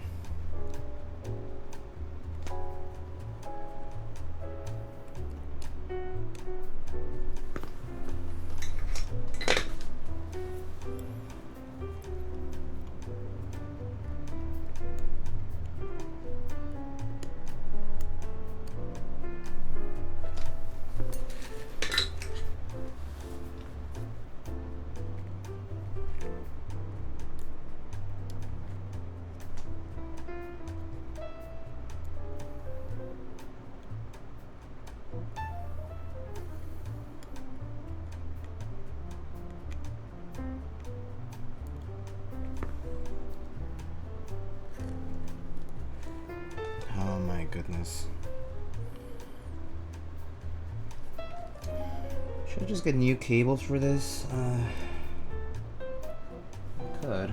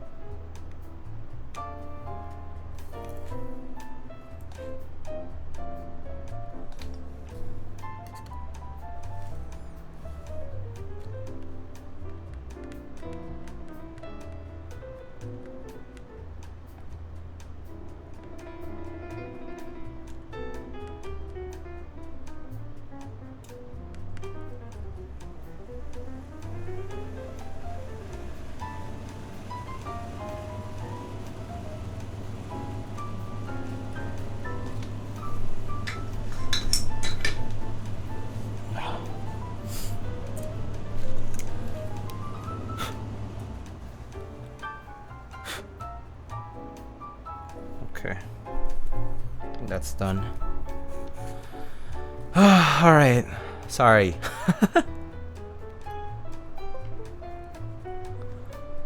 Alright, let's test. I'm like sweating bullets right now. Oh my god.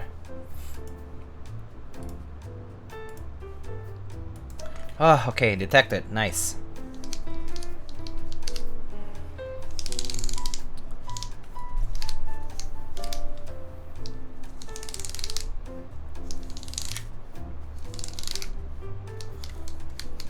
Alright, works. Nice. I saved it. I saved the stream. Whew. Oh god, being close to soldering iron is like super hot. Whew. Oh. God, finally. Did I? Yes, I did.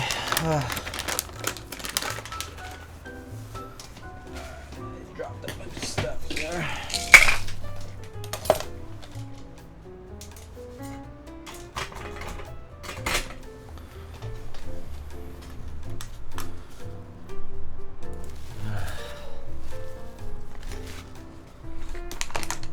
Okay, let's clean up a little bit because I made a mess out of this place here.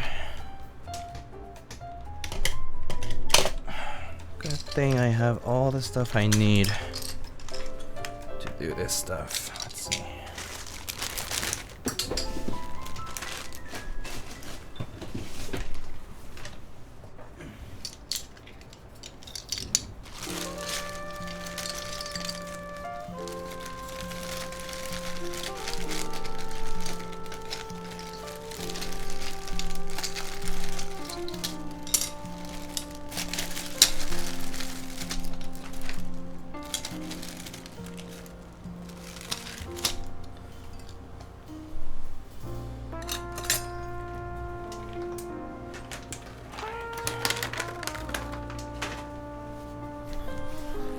Okay, let's get this assembled finally. Ugh.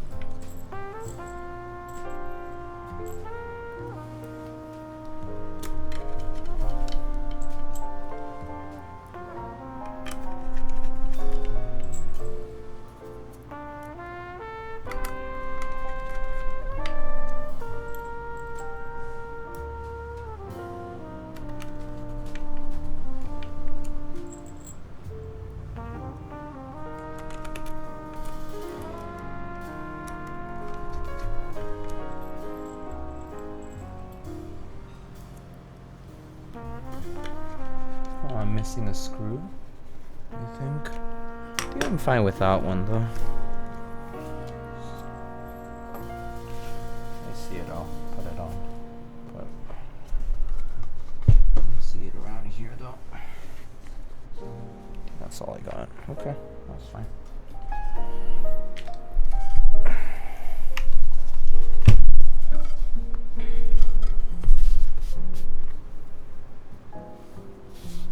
Alright, let's try it without the foam piece here. Let's just put this on.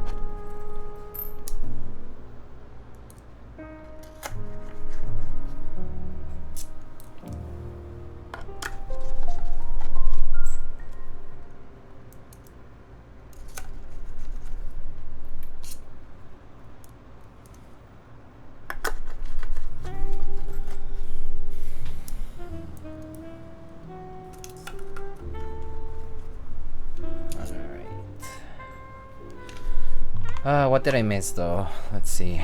Did I miss any? I think I missed some rewards probably.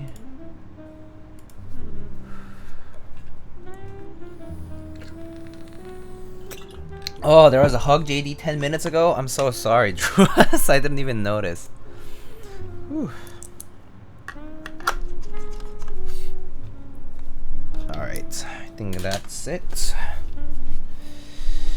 And push-ups? Oh my god. I'm like sweating right now. But okay, sure, I'll do it. I'll do it.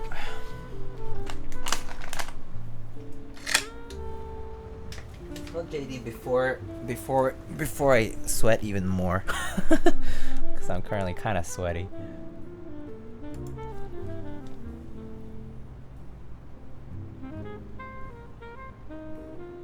ASCII? Oh, I actually have a set that I have in mind to put on it. I actually just got a set that I want to put on it. Say hi to Druas.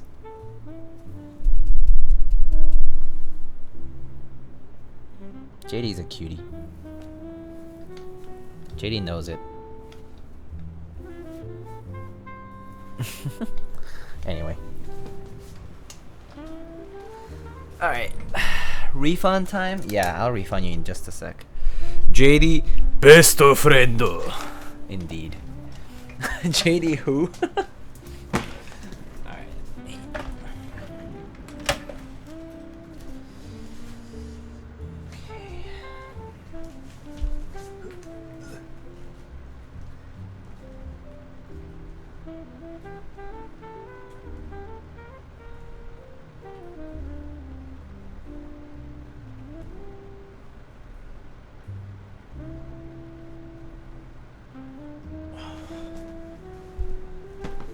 Whew.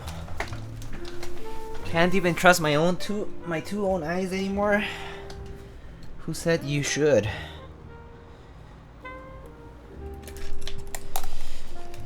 Whew.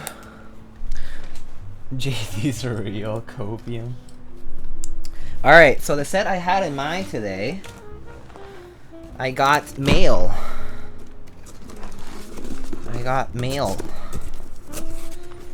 Da-da-dun. Got GMK Apollo in the mail. Popo Style, hello. How are you? GMK Apollo to go with the space theme. Here's a nice Mikibo sticker.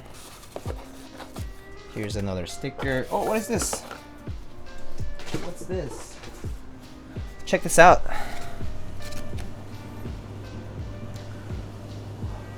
Whoop. What's the moon's favorite key on the computer? The space bar. The space bar. Get it? It's pretty cute.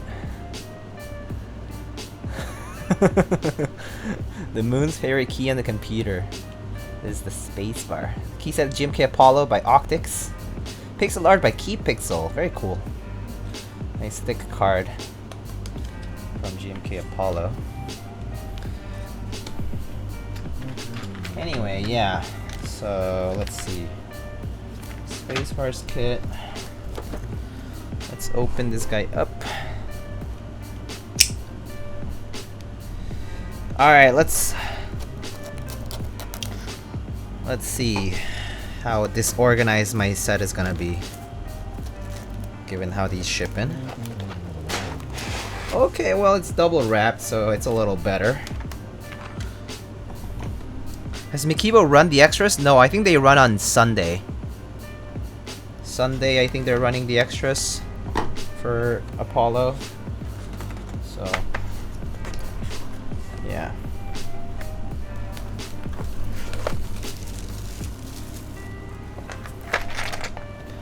Of course, this is how they come all the time. Always a fucking mess. Can't say I'm a big fan of that. But it is what it is. Yep, these trays. I gotta love it.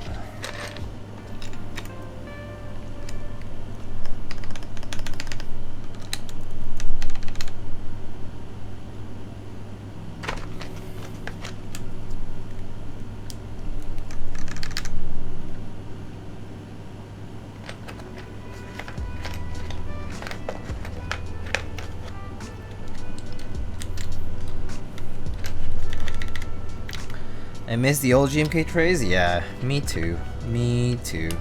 Bring them back, please. That would be great.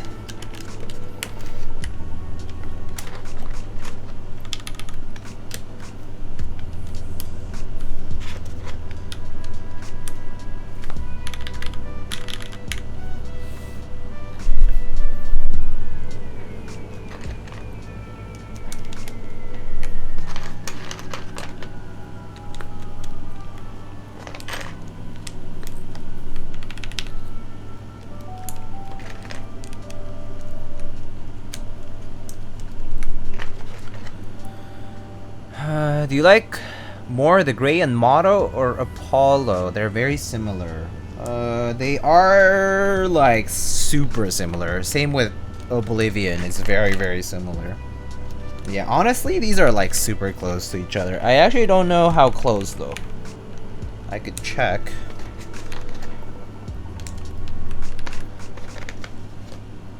I wish I offered more people money for them. Remember buying like 10 trays off of someone for 100 locally?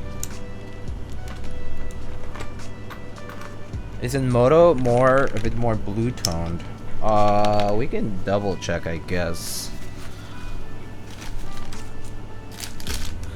Man, I'm getting hungry now.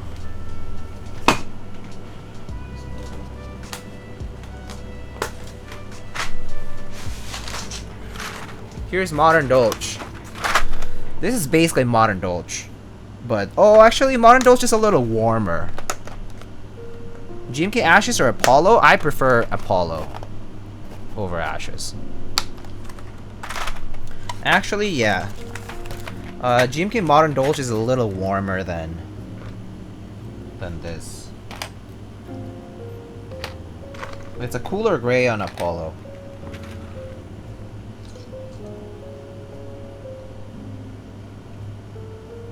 Same with the modifiers. It's much warmer on Modern Dolce.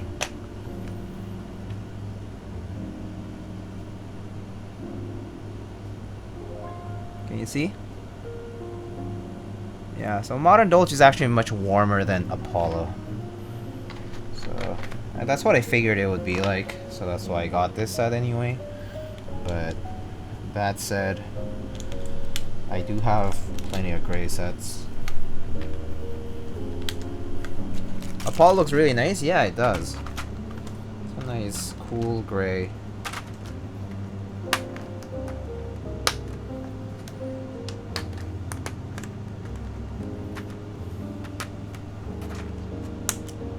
Never a shortage of gray and black and white kind of sets, though.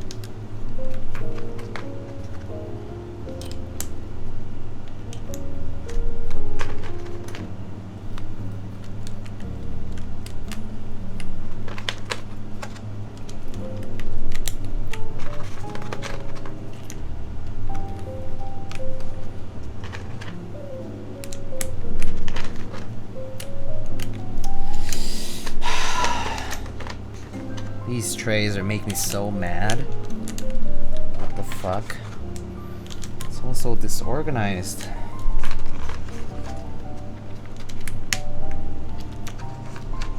GMK Jags is another good one. A little too light for me, but I feel like GMK Jags had a bit of lower contrast that I didn't really like. But yeah, sure. It is a cool, nice. It is an interesting gray set for sure, though. I personally wasn't like 100% about it though.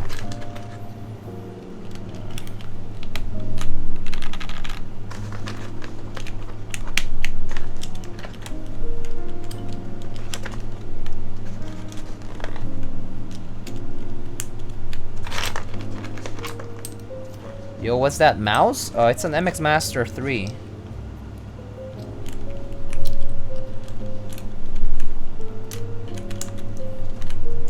A lot of people have it, and my favorite productivity mouse for sure.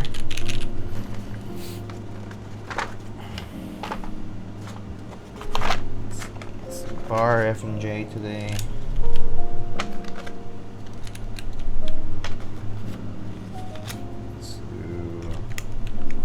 Step caps, space bar.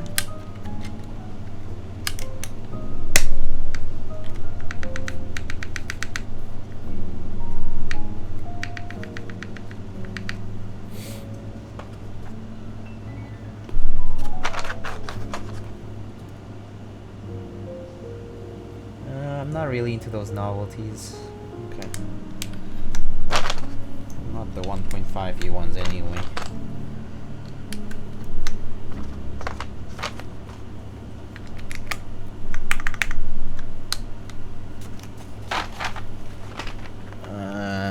Oh, I like this Enter novelty though.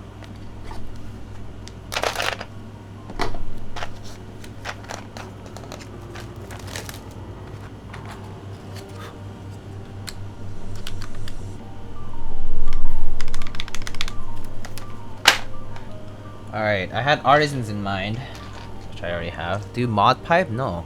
Do you have a gaming mouse? I use this for gaming, so no. I do have a G Pro wireless, but I actually have that at work.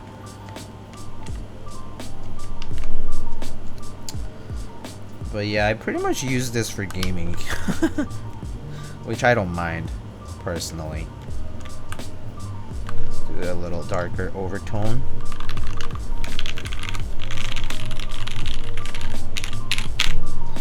All right. Okay, I'm so sick of this already.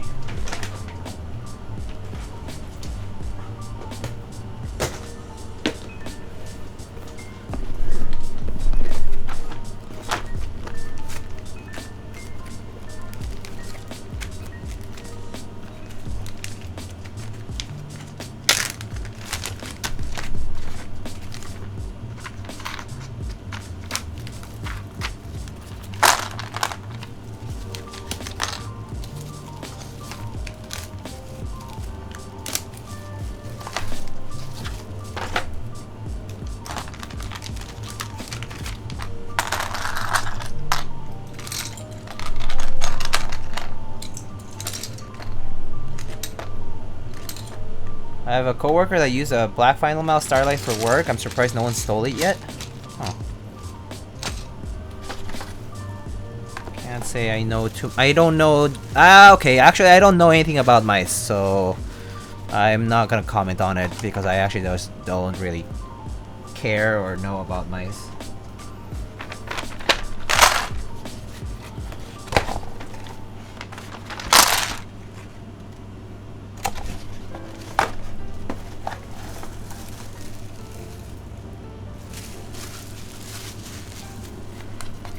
But Omrons, yeah, I just know that they have Omrons, and there's like Honeywell, and there's like Alps too, I think. Kinds of Alps, I forget. I don't even know what it is exactly. Just know that mice goes for stupid high in the secondary market. Oh, I see. So it's like the OTD of mice. It's like the K-Slabs case I heard about. I heard that the K-Slabs SM1A8 or whatever is like it's like the OTD of cases, of PC cases.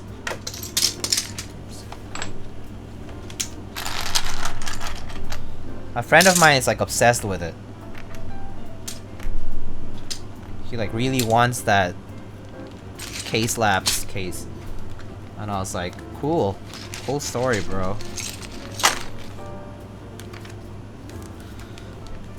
SMA 8 goes for stupid money? Yeah, he said like something like $2,000 or whatever. I was like, okay, so it's like the OTD of... It's like the OTD of,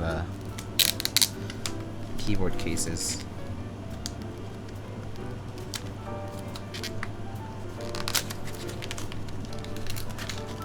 K-Slabs cases are expensive because the company doesn't exist anymore? Yeah, so it's like OTD. They're not made anymore, bro. Super limited edition.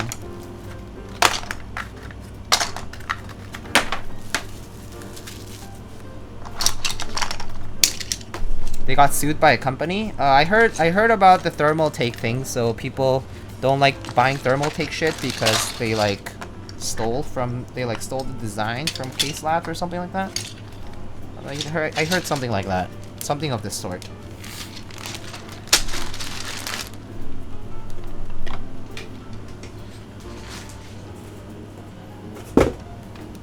Yeah, I got it explained literally today because I was doing research on cases today. And I was like, okay, so why is this case like $2,000? Because that's kind of silly. You didn't close one of the bags?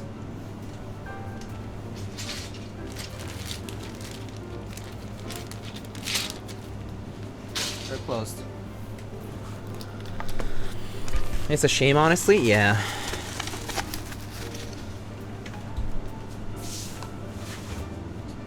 Oh, we can take the opportunity to do a little reprise of our favorite clip.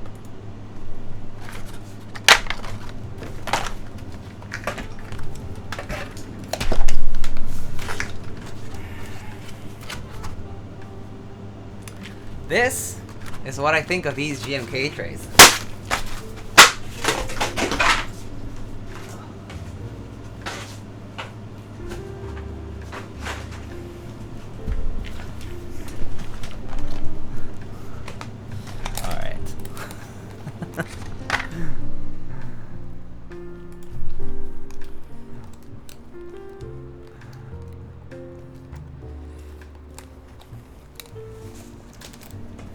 Alright, we're back. Back in regular. Back to our regularly scheduled programming. Oh my god, it's like such a mess here. All this fuzz. I hate it so much. So what is all this dust?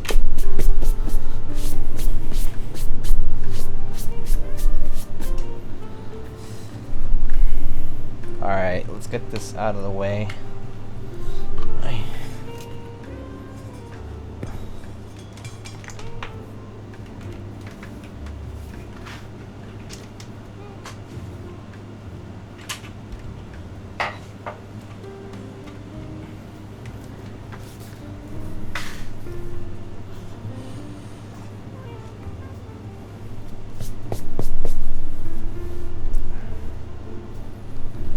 This mat looks fishy. It smells fishy too.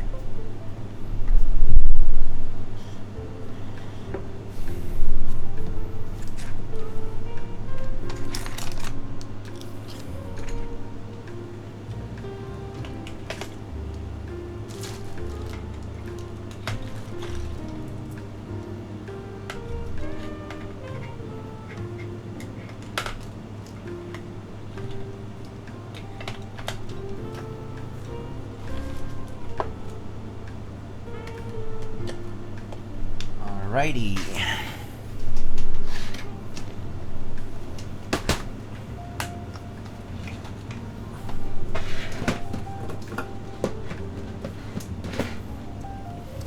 Alright, I think we're good to go now. Whew.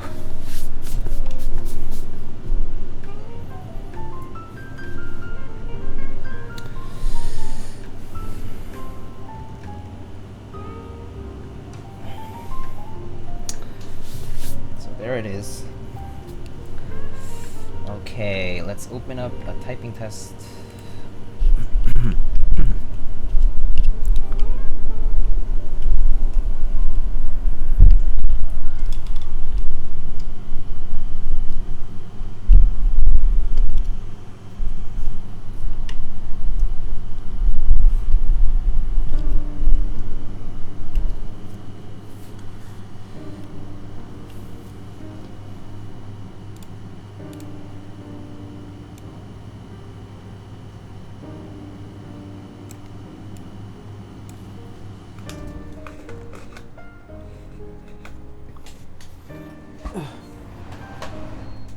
Okay.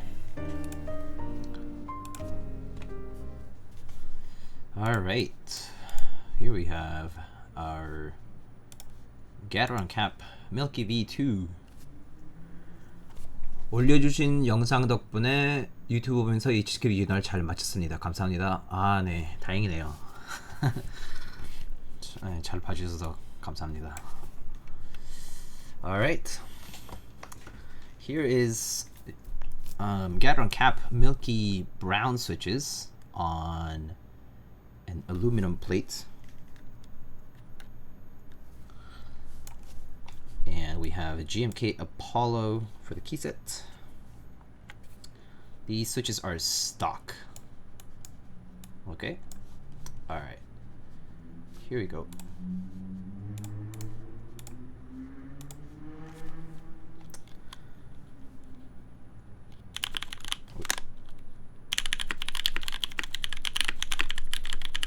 Ah.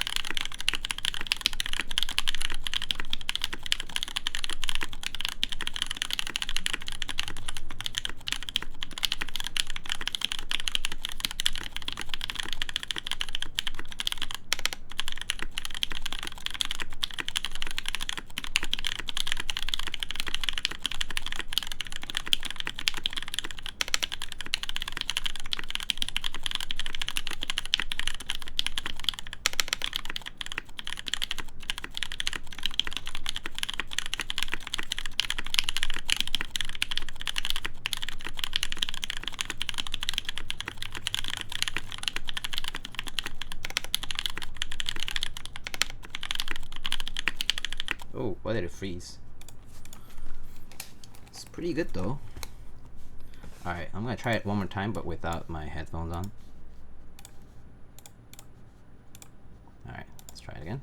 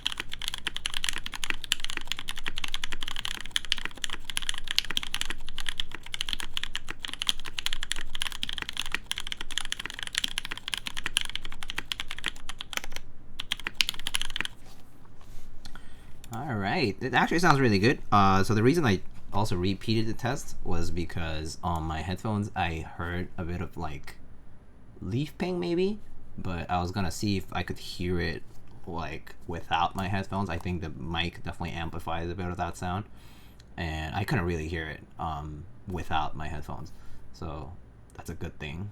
At least it means that it seems apparent on speakers or like, you know, the mic, but it's not as apparent like when I'm just typing on my own.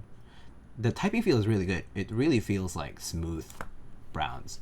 I really like these. Like I feel like this is a perfectly fine alternative to smooth MX browns if you want that MX brown like tactility and have something that's smooth, decently smooth out of the box. Honestly, these Cap Milky Browns are really good, and they sound pretty good too. Yeah, okay, let me give you your points back and take those. Do you think I could join TSM with a gaming keyboard like this? Yeah, you can. You just get good. Just get good. Just play more, play harder. You know, you just gotta like get very good at the game, and then you'll probably be able to place for TSM. All right. Well, here are the mods.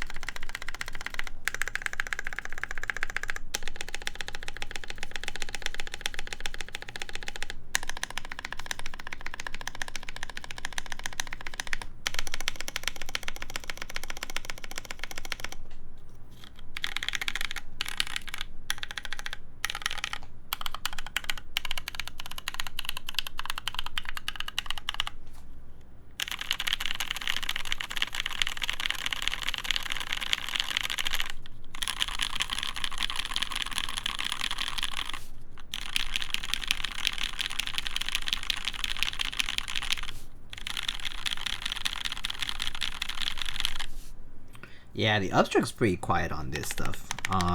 Definitely pretty quieted down. Like, it's loud enough that I can hear it because these are tactiles. The spacebar, I actually think the spring on the spacebar is a little too light. I actually am gonna see if I can replace the spacebar spring for a cap milky yellow spacebar spring, which is slightly heavier, I think, than this one. And I think that should improve the upstroke on the spacebar, but the spacebar does sound pretty good nonetheless. But I definitely think I want it slightly heavier than it is currently.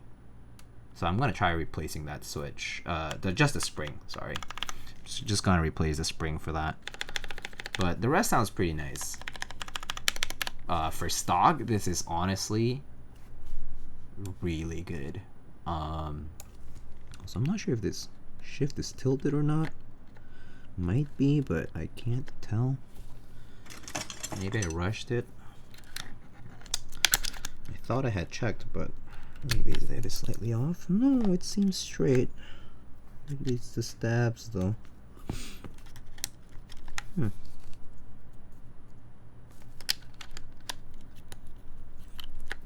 Oh no, it's just this. Okay, it's just the keycap. Okay, yeah. But yeah, it doesn't even need the foam. So actually, this board doesn't need the foam. I don't understand why the previous owner put the Dynamat on it. I guess they just like that fuller sort of sound. But when I first had a Moon TKL build, I never used any foam inside it. It sounded great because it's such a dense board. Like, this board is actually super heavy. Let me show you how much it weighs.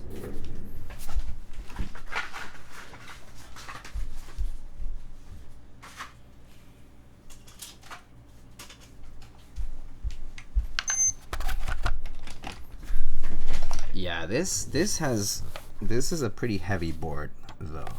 11 pounds? I actually don't think it's that heavy. Not this one. I think it has fewer brass pieces than the other ones, but it still has quite a bit of heft to it. So it weighs 7 pounds and 1.1 ounces. So 7 pounds, pretty heavy still for a board. For this board, anyway. But yeah, 7 pounds, 1.1 ounces, which in non-freedom units, that's 3.2 kilograms. 3.2 kilograms.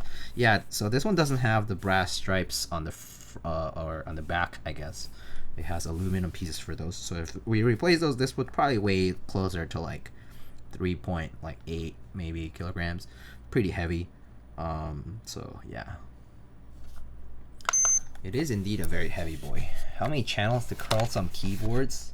How many channel points? I don't do such things. I know that there might be a content creator here or there who might like curling, satisfactorily curl some keyboards on each hand, but I'm no such content creator.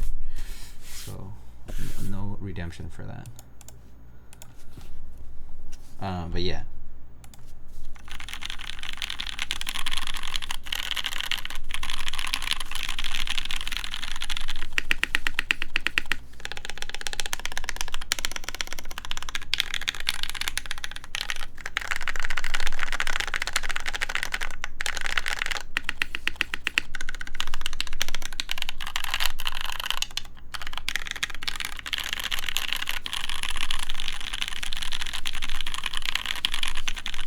No, I actually really like this. I actually really like this sound of this board. It's actually really nice. Even stock. So I think I could probably keep this board built like this for now, for a while at least. Yeah. So anyway, that's this board, and I can show you what it looks like up close. Hold up, the previous owner had Dynamat in it? Yeah, it did. And it was difficult to remove most of it, but I did a decent job of removing most of it. So there's not much remainder on it. So it's kind of good. But yeah. So yeah, here is the board up close. Look at that. Beautiful. With GMK Apollo. Gray and black. Beautiful colorway, in my opinion. Nice combo. That stuff has evil adhesive? Yeah. Yeah, this looks great.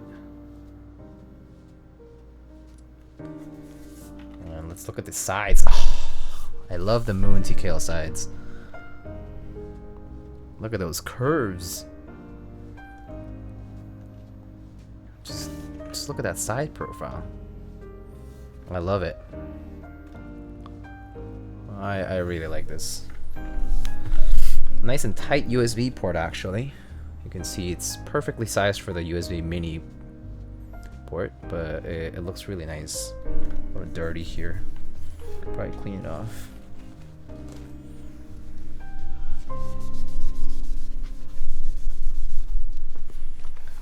Yeah, but it looks really nice.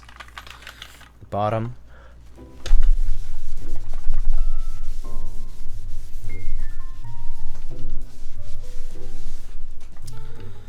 Yeah, nice, slightly patinaed brass, but such a nice board. Such a nice board. Yeah, this is on theme and everything. Yeah, I know. I love it. This looks perfect. I like how the gray here is slightly warmer, so the cooler gray on the set like really contrasts with the rest of the case. I think it's great. I think there's like a nice gradient going on. Black, warmer gray, cooler gray, and then you know, it's a nice combination of colors here. Yeah, I think it found this set found its perfect place, its perfect home. Moon, of course, themed and everything. So yeah, I actually think it would be. Ooh, we froze, right? Yeah, it froze. I don't know why. Maybe overheated.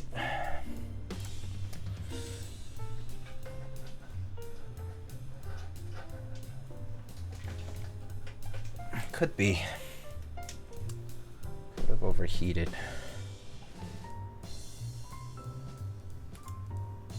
There we go. We're back, I think. Alright, we're back. But yeah, 50 Shades of Grey, yeah. I actually was thinking, what if the brass already looks super nice, but if this was also like stainless steel, like a matte stainless steel, it would also look really nice, or even polished would look kind of neat. But I think the brass is a nice pop to the look, so I'll keep it this way. But it's a great colorway here.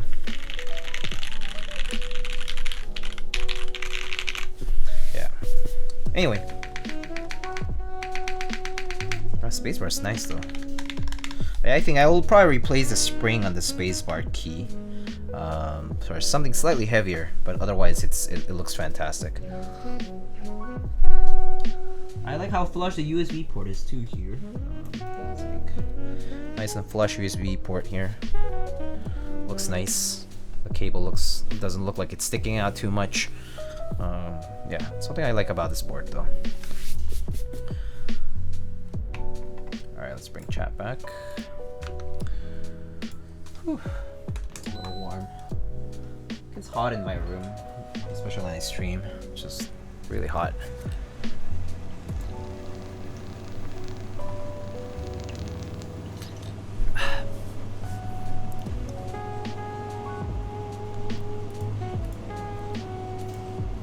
Let's see.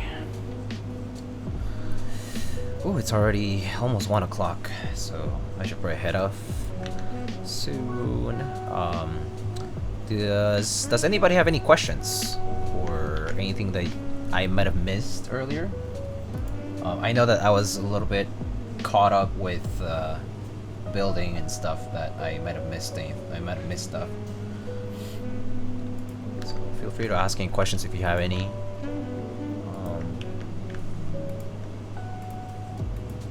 Oh, time zone changed? Wait, I lost an hour?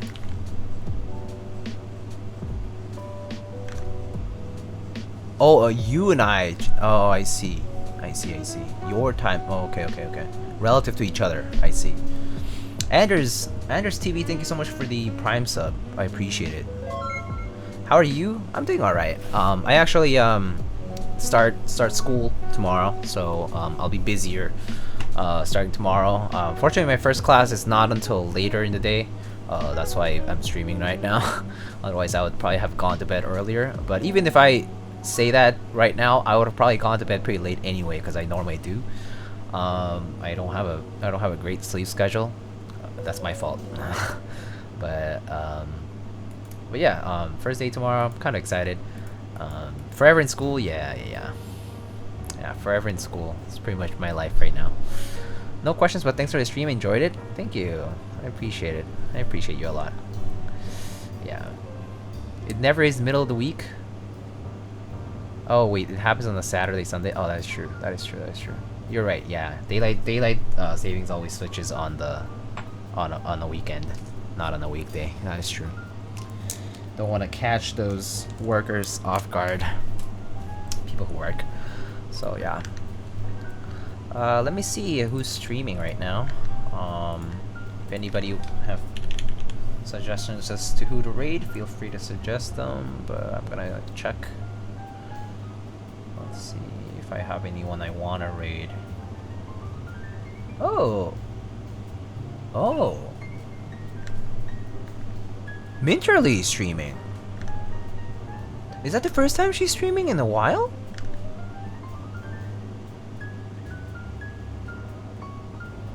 We could go raid Minterly. Rock Lena is doing a co-worker stream. Dr. Huru is doing a rebuild of the Serratus. I see AJ Raphael, Kev Jumba, Gym Leader Nathan, who we raided before, Keyworm, CG Buin, who stopped by here earlier today. Yeah, Minterly is live. She streamed before. Oh, I see. Okay, I must have missed it. I must have missed her previous stream. But that's good to see her back. We could go raid her and say hi. I guess I think I would like to. So let's go say hi to Minterly. Anyway, yeah, I guess if there's no more questions, that's all I have for tonight.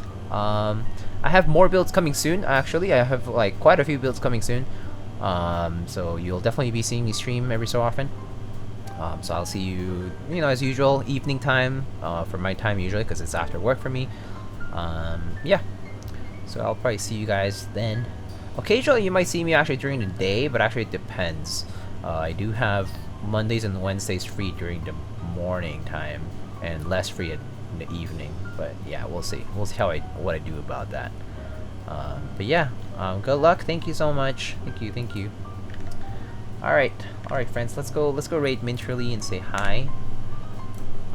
Let's say go raid, or actually, go hi.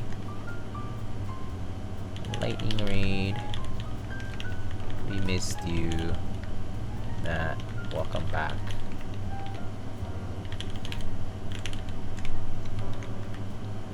Like that. Alright. Good luck on my first day of class. Thank you so much, Popo Style.